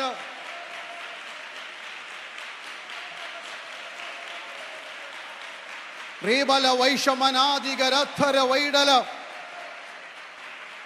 യേശുവിന്റെ നാമത്തിൽ ഇപ്പോൾ തന്നെ രോഗികൾ സൗഖ്യമാകട്ടെ. ഇപ്പോൾ തന്നെ രോഗികൾ സൗഖ്യമാകട്ടെ. വചനം അയച്ച് അവരെ സൗഖ്യമാക്കി അവരുടെ കുഴികളിൽ നിന്ന് അവരെ കയറ്റി. എൻ്റെ ജനമായിരിക്കുന്ന ആ കുഴി ഇന്ന് പകൽക്കാലം വരെ ഉയർത്തിയെടുക്കുന്ന രാത്രിയായി മാറട്ടെ. യേശുവിന്റെ നാമത്തിൽ കൽപ്പിക്കുന്നു, അങ്ങനെ സംഭവിക്കട്ടെ. യേശുവിന്റെ നാമത്തിൽ കൽപ്പിക്കുന്നു, അങ്ങനെ സംഭവിക്കട്ടെ. യേശുവിന്റെ നാമത്തിൽ കൽപ്പിക്കുന്നു, അങ്ങനെ സംഭവിക്കട്ടെ. Hallelujah, hallelujah. ഉടബലരഖനബലംഖര വേദികനക്ഷര വൈഡല ഉടബലരക്കര വൈഡമനാദികനസ്തര. ഹല്ലേലൂയ. യേശുവിന് പാപത്തിന്റെ മേൽ അധികാരമുണ്ട്. യേശുവിന് പ്രകൃതിയുടെ മേൽ അധികാരമുണ്ട്. യേശുവിന് പിശാചിന്റെ മേൽ അധികാരമുണ്ട്. യേശുവിന് രോഗ ആത്മാവിന്റെ മേൽ അധികാരമുണ്ട്. യേശുവിന്റെ 5-ാമത്തെ അധികാരം ലൂക്കോസ് 8-ാം അധ്യായത്തിന്റെ അവസാന ഭാഗങ്ങളിൽ കാണുന്നു. അവന് മരണത്തിന്റെ മേൽ അധികാരമുണ്ട്. യായിറോസിന്റെ 12 വയസ്സുള്ള മകൾ ഈ ലോകത്തിൽ നിന്ന് മാറ്റപ്പെട്ടപ്പോൾ യേശു മുറിക്കകത്ത് കയറിയിട്ട് ഹല്ലേലൂയ പറഞ്ഞൊരു സന്ദേശം, അവൾ ഉറങ്ങുകയത്രേ. ഞാൻ വിശദീകരിക്കുന്നില്ല. മരിച്ചവരെ തിരിച്ചു കൊണ്ടുവരുന്നതാണ് യേശു. ഹല്ലേലൂയ. കല്ലറയിൽ ഇറങ്ങിയവനെ, മരിച്ചവനെ തിരിച്ചു കൊണ്ടുവരുന്നത്. പ്രത്യാശയുടെ സന്ദേശം സമയമുണ്ടെങ്കിൽ ഒടുവിൽ ഓർപ്പിക്കാം. യേശുവിന് മരണത്തിന് മേൽ അധികാരമുണ്ട്. അപ്പോൾ യേശുവിൻ്റെ വചനത്തോട് ജനത്തെ ചേർത്ത് നിർത്തിയത് ഒന്ന്, ഇത് അധികാരത്തിൻ്റെ വചനമായിരുന്നു. എല്ലാ ദിവസവും രാവിലെ ഒരു 10 വാക്യം അങ്ങ് പറയണം. കഴിഞ്ഞ 30 വർഷമായിട്ട് ഞാൻ തുടർമാനമായി പറയും. ഹല്ലേലൂയ. ഒരു വാക്യമുണ്ട്, 1 തിമോഥെയോസ് 1:12. ഹല്ലേലൂയ. കർത്താവേ ഹല്ലേലൂയ, അങ്ങ് വിശ്വസ്തനെന്ന് എണ്ണി ശുശ്രൂഷയ്ക്കാക്കിയത് കൊണ്ട് അങ്ങേ സ്തുതിക്കുന്നു. ഒരു 10-15 വാക്യം 6-7 വാക്യം പറഞ്ഞിട്ട് ആ കിടക്കേന്ന് എഴുന്നേൽക്കുന്നു. ഒരു വളരെ ഉന്മേഷമാണ്. നിങ്ങൾക്കറിയാവുന്ന കുറേ വാക്യങ്ങൾ അങ്ങ് പറഞ്ഞിട്ട് രാവിലെ എഴുന്നേറ്റിട്ട് അങ്ങോട്ട് പോയി ബ്രഷൊക്കെ ചെയ്ത് കുളിച്ച് ഒരുങ്ങി പോയിരുന്ന് ബൈബിൾ വായിക്കുന്നൊക്കെ പറയുമ്പോഴാ ജോലിക്ക് പോയ സമയമായെന്ന് പറഞ്ഞു. അതുകൊണ്ട് ആ കിടക്കേന്ന് പൊങ്ങി വരുന്നൊരു സമയമുണ്ടല്ലോ, അല്ല എനിക്കിന്ന് എഴുന്നേൽക്കണ്ട എന്നൊക്കെ തോന്നുന്ന ആ സമയത്ത് ഒരു 10 വാക്യം മനസ്സിൽ പറഞ്ഞാൽ വലിയ സന്തോഷമായിരിക്കും. 2, യേശുവിൻ്റെ വാക്കുകൾ പ്രഭാഷണം എന്തുകൊണ്ടാണ് ജനത്തെ തന്നിലേക്ക് ചേർത്ത് നിർത്തിയത്? ലൂക്കോസ് 4:22 വാക്യം. ലൂക്കോസ് 4:22. എല്ലാവരും അവനെ പുകഴ്ത്തി വായിൽ നിന്ന് പുറപ്പെട്ട ലാവണ്യ വാക്കുകൾ, അവന്റെ വായിൽ നിന്ന് പുറപ്പെട്ട ലാവണ്യ വാക്കുകൾ, words, sweet words or words of grace, ലാവണ്യ വാക്കുകളായിരുന്നു യേശുവിൻ്റെ വാക്ക്. Praise God. ഈ ലാവണ്യ വാക്കുകൾ എന്ന് പറയുമ്പോൾ ചക്കരവാക്ക് മുഖസ്തുതിയൊന്നുമല്ല, മനസ്സിൻ്റെ മുറിവ് കെട്ടുന്ന വാക്കാ യേശുവിൻ്റെ വാക്ക്. ജനത്തെ യേശുവിനുണ്ട്. രാവിലെ ഓർപ്പിച്ചു, നസ്രയത്തിലെ പള്ളിയിൽ യേശു പ്രസംഗിച്ചിട്ടാണ് പുറത്തിറങ്ങിയ ഗലീല പട്ടണത്തിന് ഇരുട്ട് മാറി എന്നൊക്കെ ഞാൻ ഓർപ്പിച്ചായിരുന്നു. അല്ല, എന്താണ് യേശു പ്രസംഗിച്ചെന്ന് മേളിലുണ്ട്? ദരിദ്രരോട് സുവിശേഷം അറിയിപ്പാൻ എന്നെ അഭിഷേകം ചെയ്തിരിക്കുന്നു, മനം തകർന്നവരുടെ മുറിവ് കെട്ടുവാൻ, പീഡിതരെ സ്വതന്ത്രമായി വിടുവാൻ, തടവിലായിരുന്നവരുടെ ബദ്ധന്മാർക്ക് വിടുതലും, ഒരു പ്രസാദ വർഷം, ഇയർ ഓഫ് ജൂബിലി, സ്വാതന്ത്ര്യ വർഷം പ്രഖ്യാപിപ്പാൻ കർത്താവ് എന്നെ അഭിഷേകം ചെയ്തിരിക്കുന്നു. ഇത് കേട്ട ഉടനെ ജനം പറഞ്ഞു, ഇത് സ്വീറ്റ് വേർഡാണ്, ഞങ്ങളുടെ ഹൃദയത്തിനൊരു ആശ്വാസമായി. റോമൻ നുഖത്തിന്റെ അടിമത്തത്തിൽ കിടക്കുന്ന യഹൂദന്മാർ, അല്ലെങ്കിൽ റോമന്റെ ചമ്മട്ടി അടിയേറ്റ് റോമൻ പാരമ്പര്യത്തിൽ തങ്ങളുടെ മതം നഷ്ടപ്പെട്ടു, മാർഗം നഷ്ടപ്പെട്ടു, തങ്ങളുടെ മൗലിക അവകാശങ്ങൾ നഷ്ടപ്പെട്ട് കിടക്കുന്ന ജനത്തിനൊരു കാര്യം മനസ്സിലായി, സ്വാതന്ത്ര്യത്തിന്റെ പ്രസാദ വർഷം പ്രഖ്യാപിക്കപ്പെട്ടു. ദൈവവചനം എവിടെ പ്രഘോഷിക്കപ്പെടുന്നോ മനസ്സിന് ആശ്വാസം. Price the Lord. നമുക്ക് വേണ്ടത് ഒരു ദിവ്യ സമാധാനമോ ദൈവമക്കൾ. ഹല്ലേലൂയ. ദൈവസഭയ്ക്ക് ഒരു സമാധാനം വേണം. നാളെ അത് വിശദീകരിക്കാൻ ഞാനത് പരിശുദ്ധാത്മാവിനെ നിയോഗിക്കുന്നു. എങ്കിലും ഓർപ്പിക്കട്ടെ, നമുക്ക് വേണ്ട ലാവണ്യ വാക്കുകൾ സമാധാനത്തിന്റെ വാക്കുകളാണ്. അത് വചനത്തിനെ തരാൻ പറ്റുള്ളൂ. നിങ്ങൾക്ക് ഉറക്കം വരാത്തപ്പോൾ ബൈബിൾ എടുത്തൊന്ന് വായിച്ചു നോക്ക്, തന്നെ എന്ത് ചെയ്യും? ഒരു സന്തോഷമല്ലേ? ഞാൻ ഇന്നൊരു 5 അധ്യായം വായിക്കുമെന്നൊന്ന് തീരുമാനം എടുത്തോ. ഒരധ്യായം 5 വാക്യം വായിക്കുമ്പോഴേ നിങ്ങളുടെ കൂർക്കമ്മലി പുറത്ത് കേൾക്കാം. എന്തോ ഒരു സമാധാനം അല്ലേ? അപ്പൊ അങ്ങനെങ്കിലും ഉപകാരം ഉണ്ടല്ലോ ബൈബിള്. അങ്ങനെ ഈ വർഷം മുഴുവൻ എത്രയോ 31-ാം തീയതി രാത്രിയിൽ നിങ്ങൾ എടുത്ത തീരുമാനങ്ങളാണ്. കർത്താവെ, അവിടെ നിന്ന് എനിക്ക് ആരോഗ്യം തരുന്നുവെങ്കിൽ ഈ വർഷം വേദപുസ്തകം മുഴുവൻ ഒരു പ്രാവശ്യമെങ്കിലും വായിക്കും. അന്ന് ആദ്യ രാത്രിയിൽ വായിച്ചതല്ലാതെ പിന്നെ ഒരു പ്രാവശ്യം പോലും അതിൻ്റെ തുടർച്ച ചെയ്യുവാൻ നമുക്ക് ഇടയായിട്ടില്ല. ബൈബിൾ വായിച്ചിട്ടെന്നല്ല പറഞ്ഞത്, ഈ വലിയ പാടാ. ബൈബിള് നിങ്ങൾ വായിക്കാൻ തുടങ്ങുമ്പം പിശാച് അടുത്ത് വരും. അത് വലിയൊരു കാര്യമാണ്. അതൊന്ന് ആലോചിച്ച് നോക്കട്ടെ. ബൈബിൾ അടുത്ത് വരുമ്പോൾ ഒരു TV ഒക്കെ കാണാനിരുന്നാൽ, ഗെയിമൊക്കെ കളിക്കാനിരുന്നാൽ സമയം പോയത്, പിള്ളേരെയൊക്കെ വിളിച്ചാൽ പറയും 5 more minutes. ബൈബിൾ വായിക്കുന്ന ആരെങ്കിലും പറഞ്ഞിട്ടുണ്ടോ ഒരു 5 മിനിറ്റ് കഴിഞ്ഞ് വരാമെന്ന്? എപ്പോൾ വിളിച്ചെന്ന് ചോദിച്ചാൽ മതി, ചാടി എഴുന്നേറ്റ് ഓടി വന്ന് എല്ലാം ചെയ്യും. അപ്പം നമ്മൾ മനസ്സിലാക്കണം, വചനം നമുക്ക് പക്ഷമായി മാറണം. ഇവിടെ പറയുന്നത് ലാവണ്യ വാക്കുകൾ മനസ്സിന് സമാധാനം തരണം. ഈ സമാധാനം തരുന്നത് യേശുവിൻ്റെ വാക്കുകൾക്ക് സമാധാനം തരാൻ പറ്റും. ആ സമാധാനത്തിൻ്റെ പേര് യേശുവിൻ്റെ സമാധാനമാണ്. എൻ്റെ സമാധാനം ഞാൻ നിങ്ങൾക്ക് തന്നാൽ എനിക്ക് ചില വിഷയത്തിനകത്ത് സമാധാനം കാണും, ചിലയിടത്ത് എന്തോ കാണത്തില്ല, സമാധാനം കാണത്തില്ല. പക്ഷെ യേശുവിൻ്റെ സമാധാനം എന്ന് പറയുന്നത് എന്താണെന്ന് അറിയണം. യോഹന്നാൻ 14-ാം അധ്യായത്തിലുണ്ട്. അതിൻ്റെ 28-ാം വാക്യത്തിൽ യേശു 27 യേശു പറഞ്ഞു, എൻ്റെ സമാധാനം ഞാൻ നിങ്ങൾക്ക്, അത് ലോകം തരുന്ന പോലല്ല, വചനത്താൽ ലഭിക്കുന്ന സമാധാനമാണ്. ലാവണ്യ വാക്കുകൾ, പീസ്ഫുൾ വേർഡ്. എൻ്റെ സമാധാനം ഞാൻ നിങ്ങൾക്ക് തരുന്നു. എൻ്റെ സമാധാനം എന്ന് പറയുമ്പോൾ എന്താണെന്ന് അറിയണം അല്ലെ? എൻ്റെ 30-ാം വാക്യം വായിച്ചാട്ടെ, യോഹന്നാൻ 14:30. ഞാൻ ഇനി നിങ്ങളോട് വളരെ സംസാരിക്കുകയില്ല, ഇതാ ലോകത്തിന്റെ പ്രഭു വരുന്നു, ഇതാ ലോകത്തിന്റെ പ്രഭു വരുന്നു, അവനുമായി എനിക്കൊരു കാര്യമില്ല. ഈ തിരിച്ചറിവാ സമാധാനം. ശ്രദ്ധിക്കണം, യേശു പറയാണ്, the prince of this world is coming against me, I have nothing to do with him, or he has nothing within me. എനിക്ക് അവനുമായിട്ടൊരു കാര്യമില്ല, അവൻ എന്നിൽ ഒരു കാര്യമില്ലെന്ന വെളിപ്പാടാ സമാധാനം. പിശാചിന് അവകാശം പറയുന്ന ഒന്നും നമ്മുടെ ജീവിതത്തിൽ ഇല്ല എന്ന തിരിച്ചറിവ് അവിടെ ഒന്നും സംഭവിച്ചിരിക്കുന്നു. നോക്കൂ, അല്ലയ്യ, പിശാചിന് അല്ലയ്യ തിരിച്ചറിയാത്തിന്, പിശാചിന് അവകാശം പറയുന്ന ഒന്നും നമ്മുടെ ജീവിതത്തിൽ ഇല്ല എന്ന വെളിപ്പാടാ ദൈവമക്കളെ സമാധാനം. പ്രാർത്ഥിക്കാനിരിക്കുമ്പോൾ പിശാചിന് അവകാശം പറയുന്ന ഒരു വാക്കും എൻ്റെ നാവിന്മേലില്ല. 139-ാം സങ്കീർത്തനം പറഞ്ഞോണം, നീ അറിയാതെ ഒരു വാക്കും, നീ എൻ്റെ ഹൃദയത്തിലെ നിരൂപണങ്ങളെ ദൂരത്ത് നിന്ന്, ഞാൻ നടക്കുന്നതും ഇരിക്കുന്നതും കിടക്കുന്നതും നീ എന്ത് ചെയ്യുന്നു? ശോധന ചെയ്യുന്നു. ആ തിരിച്ചറിവ്, ആ സമാധാനം. പിശാചിന് അവകാശം പറയുന്ന എൻ്റെ വീട്ടിലില്ല, പിശാചിന് അവകാശം പറയുന്ന ഒരു നീച കാര്യം എൻ്റെ കണ്ണിന് മുമ്പിലില്ല, പിശാചിന് അവകാശം പറയുന്ന കേൾവി എനിക്കില്ല, പിശാച് അവകാശം പറയുന്ന ഒന്നും എന്നിലില്ല എന്ന വെളിപ്പാടാ സമാധാനം. Price the Lord. ആ സമാധാനം തരുന്നത് വചനമാണ്. 23-ാം സങ്കീർത്തനം, അവൻ എൻ്റെ പ്രാണൻ എന്ത് ചെയ്യുന്നു? തണുപ്പിക്കുന്നു. ചൂട് പിടിച്ചിരിക്കുന്ന ആ മനസ്സിലോട്ട് ഒരു വചനം അങ്ങോട്ട് പറഞ്ഞാൽ എന്തോ ഒരു തണുപ്പാന്നറിയാം. ഞായറാഴ്ച അല്ലെങ്കിൽ പ്രയാസത്തോടെ പ്രതിസന്ധിയോടെ ആലയത്തിൽ കടന്നു വന്നത്, അല്ലെങ്കിൽ ഇനിയും ജീവിച്ചിട്ട് അർത്ഥമില്ല, എങ്ങനെങ്കിലും ഈ നാട് വിട്ട് പോയാൽ മതി എന്നൊക്കെ ഓർത്ത് വരുമ്പോൾ അന്ന് രാവിലെ ദൈവദാസനൊരു വാക്യം എടുത്തൊരു കൊച്ചു പ്രസംഗമായിരിക്കും. ചിലപ്പം എൻ്റെ തമാശ പോലെ അങ്ങ് പറയുക, ഗോലിയാത്തിനെ കൊല്ലുന്ന കഥയായിരിക്കും. പക്ഷേ മനസ്സിനൊരാശ്വാസം. എൻ്റെ മുമ്പിൽ മല്ലനെ പോലെ നിന്ന പ്രതിസന്ധികളുടെ മേൽ വലിച്ചെറിയുവാൻ ആത്മാവിൻ്റെ ഒരു ചെറുകല്ലുകൾ പരിശുദ്ധാത്മാവിൻ്റെ കയ്യിൽ തന്നല്ലോ എന്ന വെളിപ്പാടോടെ മുന്നോട്ട് ഓടുന്ന ഒരു ഭക്തനായി നീ മാറുമ്പോൾ 40 ദിവസമായി ഇസ്രായേൽ നിരകളെ അല്ലെങ്കിൽ വെല്ലുവിളിച്ച ശക്തികളെ താറുമാറാക്കുന്ന ഒരു അഭിഷേകത്തോടെ മടങ്ങും. ഇത് വചനത്താലായി സമാധാനം ലഭിക്കുന്നത്. എത്രയോ പ്രാവശ്യം ഐ ഹാവ് എക്സ്പീരിയൻസ് ദാറ്റ്. വചനം കേൾക്കുമ്പോൾ, ഇന്ന് എനിക്ക് വചനം കേൾക്കാൻ ഒരു മൂഡും ഇല്ലെന്ന് പറഞ്ഞ് ഏതോ മീറ്റിങ്ങിന്റെ പുറകിൽ പോയിരിക്കുമ്പോൾ ഏതെങ്കിലും ദേവദാസന്മാർ പറയുന്ന, ഒരു സഹോദരി എഴുന്നേറ്റ് സാക്ഷ്യം പറയുന്ന ഒരു പാട്ടിന്റെ മുമ്പിൽ ദേവദാസന്മാർ പറയുന്ന ഇൻട്രൊഡക്ഷൻ ആയിരിക്കാം നമ്മോടുള്ള ദൈവത്തിന്റെ ദൂത്, സമാധാനം കൊണ്ടുവരുന്ന ദൈവത്തിന്റെ വചനം. ഇനി യേശുവിന്റെ സമാധാനം എന്താണ്? ഒന്നുകൂടെ നോക്കാം. 2 എബ്രായലേഖനം 12-ാം അധ്യായത്തിന്റെ 3-ാം വാക്യം. തൻ്റെ മുമ്പിൽ വെച്ചിരുന്ന സന്തോഷം ഓർത്തപ്പോൾ അവൻ അപമാനത്തെ അലക്ഷ്യമാക്കി ക്രൂശിനെ സഹിച്ചു. അതാ യേശുവിൻ്റെ സമാധാനം. എങ്ങനെ യേശുവിൻ്റെ സമാധാനം? ക്രൂശി കിടക്കുന്ന യേശുവിനെ നോക്കിയാട്ട്. ഹല്ലേലൂയ. എന്തൊരു സുഖമല്ലേ ക്രൂശി കിടക്കാൻ വേണ്ടിയല്ലേ. നല്ല കട്ടിലെ കിടന്നിട്ട് നമുക്ക് ഉറക്കം വരുന്നില്ല, പിന്നല്ലേ. ക്രൂശിൽ യേശു കിടക്കുകയാണ്. കയ്യിലാണി, ആരിരും ബാണികൾ കൈത്തണ്ടയിൽ തുളച്ചു കയറിയിട്ടുണ്ട്. തലയിൽ മുൾക്കിരീടം വെച്ച് ആഞ്ഞടിച്ചിട്ടുണ്ട്. Praise God, hallelujah. മുഖത്തെ രോമം പിച്ചിപ്പറിച്ചിട്ട് കണ്ടാൽ ആളല്ലാത്ത വിധം വിരൂപമായി. ഇവന് രൂപഗുണമില്ല, ആകർഷിക്കത്ത സൗന്ദര്യമില്ല, മനുഷ്യന്റെ രൂപം പോലുമില്ല. കാണുന്നവർ മുഖം കുലുക്കി നിന്ദിക്കത്തക്കവണ്ണം വിരൂപനായിരുന്നു. മുഖത്ത് കാർച്ച് തുപ്പിയിട്ടുണ്ട്. കൈകൊണ്ട് അവർ ആഞ്ഞടിച്ച് കണ്ണിലടിച്ച് കവിള് വീർത്തിട്ടുണ്ട്. കണ്ണ് ഖനീഭവിച്ചിട്ടുണ്ട്. ചെവി അടിച്ചവർ പൊട്ടിച്ചിട്ടുണ്ട്. വസ്ത്രം പറിച്ചുരിഞ്ഞ് ആക്ഷേപിച്ചിട്ടുണ്ട്.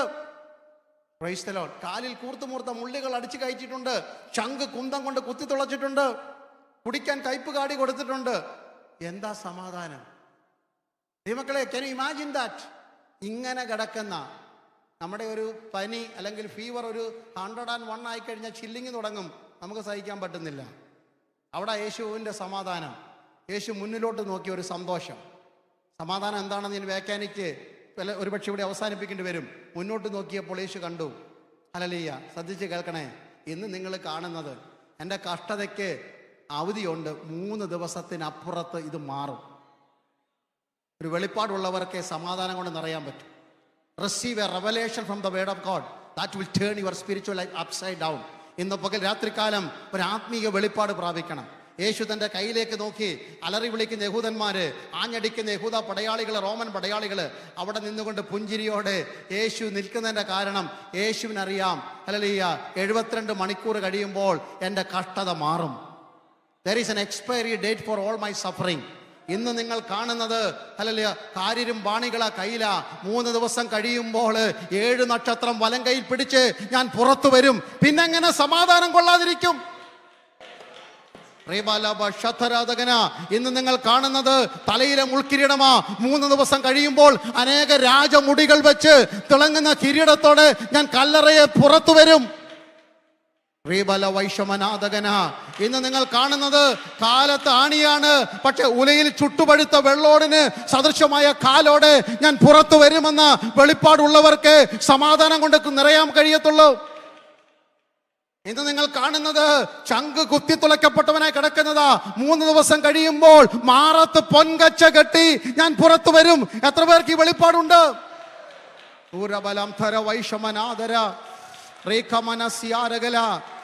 ഇന്ന് നിങ്ങൾ കാണുന്നത് എൻ്റെ മുഖത്തെ രോമം പിച്ചിപ്പറിച്ച് വിരൂപനായതാ. പക്ഷെ 3 ദിവസം കഴിയുമ്പോൾ 1000 സൂര്യന്മാരെ വെല്ലുന്ന ശോഭയോടെ എൻ്റെ മുഖം പ്രകാശിക്കും. ഇന്ന് നിങ്ങൾ കാണുന്നത് എൻ്റെ വസ്ത്രം പറിച്ചുരിഞ്ഞ് നഗ്നനാക്കിയതാ. ഭൂമിയിൽ ഒരു അലക്കുകാരനും അലക്കി വെളുപ്പിക്കുവാൻ കഴിയാത്ത ശുഭ്ര വസ്ത്രധാരിയായി ഞാൻ പുറത്തു വരും.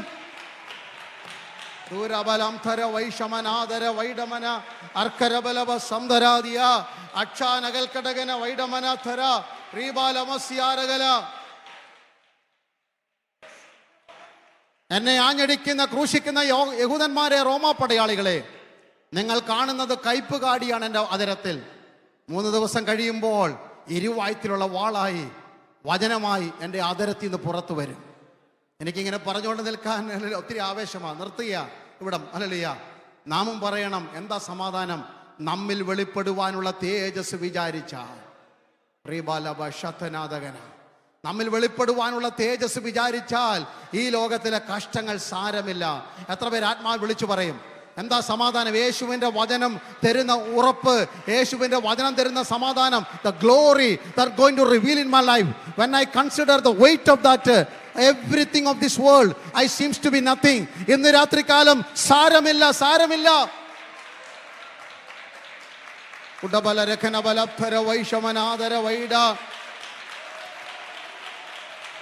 ദൈവവചനം തരുന്ന സമാധാനം, ദൈവവചനത്തിന്റെ സമാധാനം. യേശുവിൻ്റെ വാക്കുകൾ ലാവണ്യ വാക്കുകളാണ്. കാരണം ഇത് സമാധാനത്തിൻ്റെ വാക്കുകളാണ്.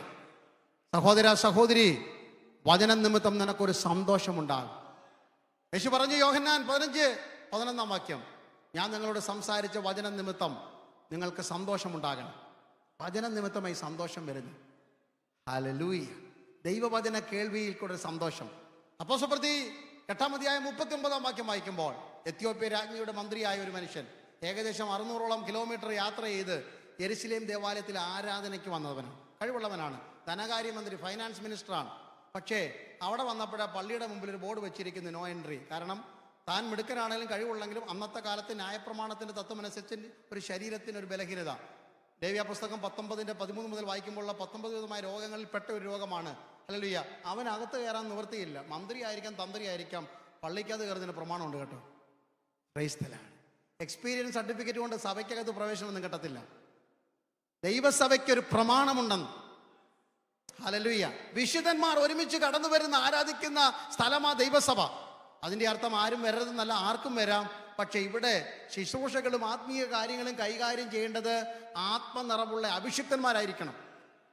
അങ്ങനെ പള്ളിയുടെ വാതിക്കൽ ബോർഡ് വെച്ചിട്ടുണ്ട്, അകത്ത് കയറാൻ പറ്റത്തില്ലെന്ന് വിഷമിച്ച് 600 കിലോമീറ്ററൊക്കെ യാത്ര ചെയ്ത് വന്നിട്ട്, അല്ലെങ്കിൽ ഈ മനുഷ്യന് സഭാകുള്ളിൽ ഇരിക്കും. ഇവിടെ വന്നിട്ട് കാല് പിടിച്ചിട്ട് കസേര ഇട്ട് കൊടുത്തിട്ട് പോലും നമുക്ക് പ്രശ്നമല്ല, അല്ലേ?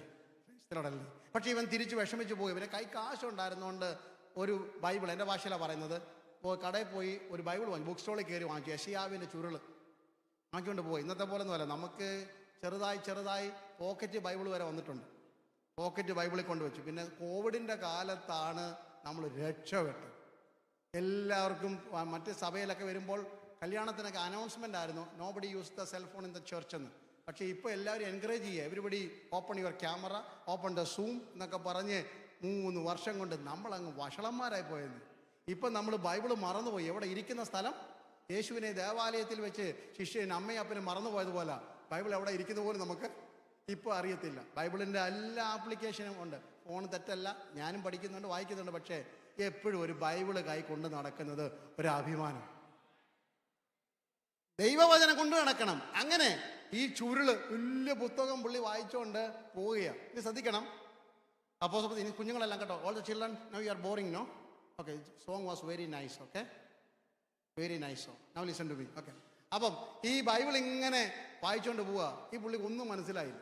നമ്മൾ മനസ്സിലായിട്ട് പോലും വായിക്കാറില്ല. മനസ്സിലാകാഞ്ഞിട്ടും പുള്ളി എന്ത് ചെയ്തു? വായിച്ചു. 2 ഹല്ലേലൂയ. പുള്ളി വായിക്കുന്നത് എങ്ങനെയാണല്ലിയ? ഈ ഫിലിപ്പോസ് എന്ന സുവിശേഷകൻ ഒരു മെസ്സേജ്, പുള്ളി ശമരിയയിലെ മെഗാ ക്രൂസൈഡിൽ പ്രസംഗിച്ചുകൊണ്ടിരിക്കുക. അപ്പോഴാ ഒരു ഡിവൈൻ ഫോൺ കോൾ വന്നിട്ട് പറഞ്ഞു, ഇവിടുത്തെ ക്രൂസൈഡ് നിർത്തിയിട്ട് എങ്ങോട്ട് പോകും? നേരെ ഗസയ്ക്കുള്ള നിർജ്ജന വഴിക്ക്. ഇവിടെ ആളും പേരും ഉള്ളിടത്തു നിന്ന് എങ്ങോട്ട് വിടുന്നത്? നിർജ്ജന പ്രദേശത്തേക്ക്. തമ്പുരാൻ പറഞ്ഞാൽ നിർജ്ജന പ്രദേശവും വചന കേൾവിക്ക് ദൈവം ഒരുക്കുന്നു. വിശ്വസിക്കുന്നത് അങ്ങനെ ഓടുകയാണ്. പുള്ളി കുതിരപ്പുറത്ത് തേരില്ല പോകുന്ന മന്ത്രി, തേരിലിരിക്കുന്നു. പിന്നെ തേര് ഓടിക്കുന്ന മനുഷ്യനുണ്ട്. ഇന്നത്തെ പോലെ ടാറിട്ട നല്ല UK ഹൈവേ ഒന്നും അല്ലല്ലോ. ഇനി കുതിരയുടെ ശബ്ദം, ഒരു 40 കിലോമീറ്ററെങ്കിലും സ്പീഡിലാണ് കുതിര പോകുന്നത്. കുതിര വണ്ടിയുടെ ശബ്ദം. പിന്നെ ഈ വണ്ടി ഓടിക്കുന്നവർക്കൊരു സ്വഭാവമുണ്ട്. ഏതാ? കാളവണ്ടിയോ കുതിരവണ്ടിയോ ഒരു കാര്യമില്ലല്ലോ, ആരും അടിച്ചുകൊണ്ടിരിക്കും. കാളെ അടിച്ചുകൊണ്ടിരിക്കും, കുതിര അടിച്ചുകൊണ്ടിരിക്കും. ആ അടി ഇതെല്ലാത്തിൻ്റെ ഇടയ്ക്ക് ഈ മനുഷ്യൻ, പാവപ്പെട്ട ഉപദേശി, ഓടി അണച്ച് വരുമ്പോൾ പുള്ളിക്ക് മനസ്സിലായി ഏത് പുസ്തകം വായിച്ചത്.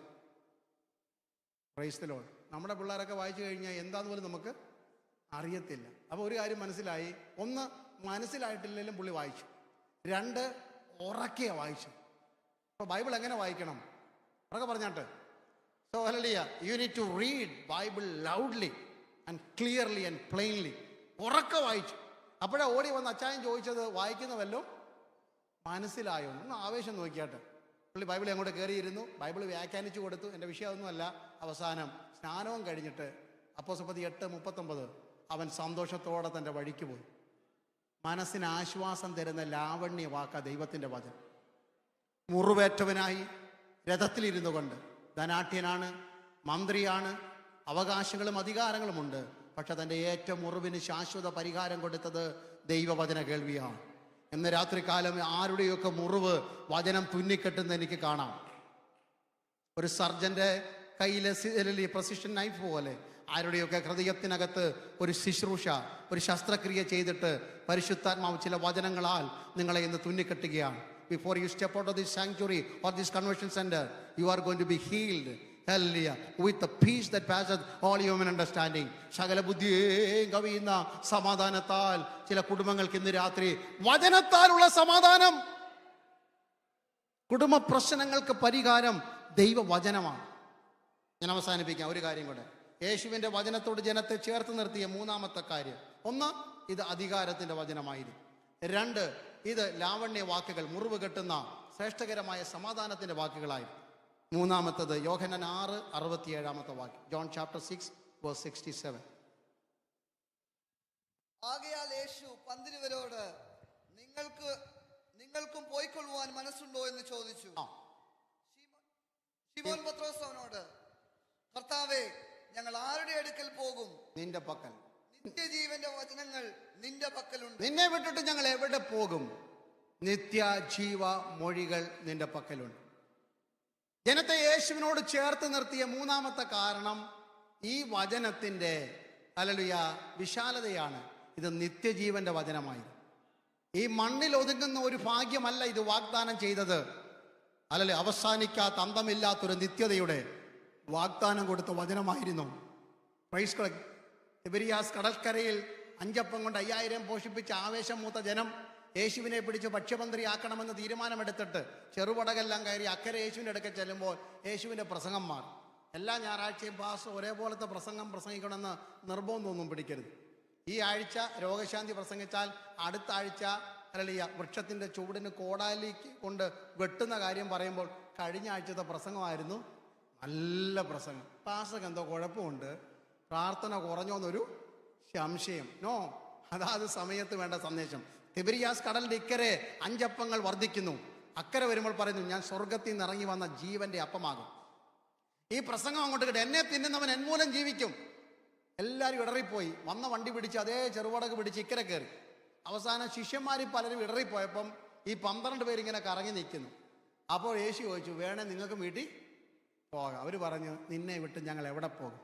അപ്പം കടയിൽ കിട്ടും, മീൻ കടലിൽ കിട്ടും, പക്ഷെ നിത്യജീവന്റെ മൊഴികൾ നിന്റെ പക്കൽ മാത്രമേ ഉള്ളൂ. ഇന്ന് രാത്രി വാത്സല്യ ദൈവമക്കളെ, ഇത് നിത്യതയുടെ സന്ദേശമാണ്.